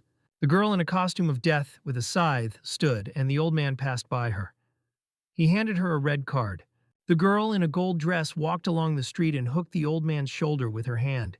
The stranger shouted to the passerby that his shoulders were not from concrete. He could break. The drug saleswoman looked aside and looked in bewilderment at Liner on a rainy street. The girl near the entrance with a pipe told the stranger that she was not going to the style of a socialite. The girl stopped and stood in the middle of the street. It continued to pour heavy rain on top. The passerby sat down and sat alone under the jets of rain. She thought about something of her. The girl clasped her head with her hands. She thoughtfully repeated to herself the question of who she was. From the sky, he continued to pour heavy rain. The girl repeated to herself the question of who she was. A stranger in a white dress appeared on the side. She told the girl with a smile that she had lost her way home. The stranger smiled at the passerby and invited her to become one of the thousands of birds. The girl told the interlocutor in a strict voice that she should take off her outerwear and sacrifice the organization. The passerby held out her hand forward and grabbed the interlocutor. She did not let her take off a golden dress. The stranger strictly demanded from the girl to quickly remove her hand from her. Liner in a wave voice told the interlocutor that the owner gave her this clothes and cannot be shot. The stranger angrily called the girl a blonde and said that she confused something. After that, the prostitute swung with her hand and hit the girl on the face. The stranger glanced angrily at the liner and asked, "Did she really not think to undress?" The passerby lay near the wall and in an exciting voice repeated that she could not take off her clothes. The prostitute waved his hand and took out sharp feathers. She shouted to the girl that she would help her take off her outer clothing. The prostitute swung her hand and launched a sharp feather into a girl near the wall. A sharp pen flew up to the passerby and wounded her. It hooked the edges on her clothes. The rodent leaned close to the ground and carefully sniffed the trace of the girl. Iso asked Grizan if he felt the smell of liner. The cheese answered the owner so that he would not talk, but simply follow him. The main character, along with his companion, approached the lane. The cheese sniffed and headed for the side street. Iso asked Grizan if there is a girl nearby. The cheese answered the boss that the girl is right inside. The rodent stopped. The guy asked him, "Why are they standing here?" The cheese turned and told the guy that they are in the area called the Dark Star Street. "You can get lost here." Iso asked Grizun with a displeased voice, "Is he really afraid of small thugs?" The cheese explained to his boss that in this place there is the main base of thousands of birds. Each of these girls is very dangerous. Even the lighthouse patrol service cannot cope with them. The girls in an abandoned building carefully looked at the stranger. One of them shouted that they were a suspicious woman in front of them. She could be a secret agent of the security patrol service. 3 girls stood and studied their captive with great interest. They carefully looked at her. Liner was unconscious on the floor and did not move. There were traces of blood on it. The commander in a strict voice told his subordinates that they should raise a brand new sister. The commander sat down to the girl and said in an evil voice that she suffers from unhappy love. The girls shouted in a cheerful voice that the men should only be their dogs. The fighters shouted to the woman in a friendly choir that they were all garbage. The commander ordered the subordinate Verona to look into the head of the stranger with the help of the search for the soul. The crow crouched and laid her hand on the head of Liner. She decided to find out her thoughts. A dark green aura appeared near the head of Liner. The crow continued to read her thoughts. An unfamiliar man swung his hand and greatly beaten the girl from behind. Iso held a scarf in his hands. He asked the girl displeasedly, "Is she really making money?" The main character thought and closed his eyes. He held out his hand in front of him. Actor Meyer stood next to his daughter. She hugged him joyfully.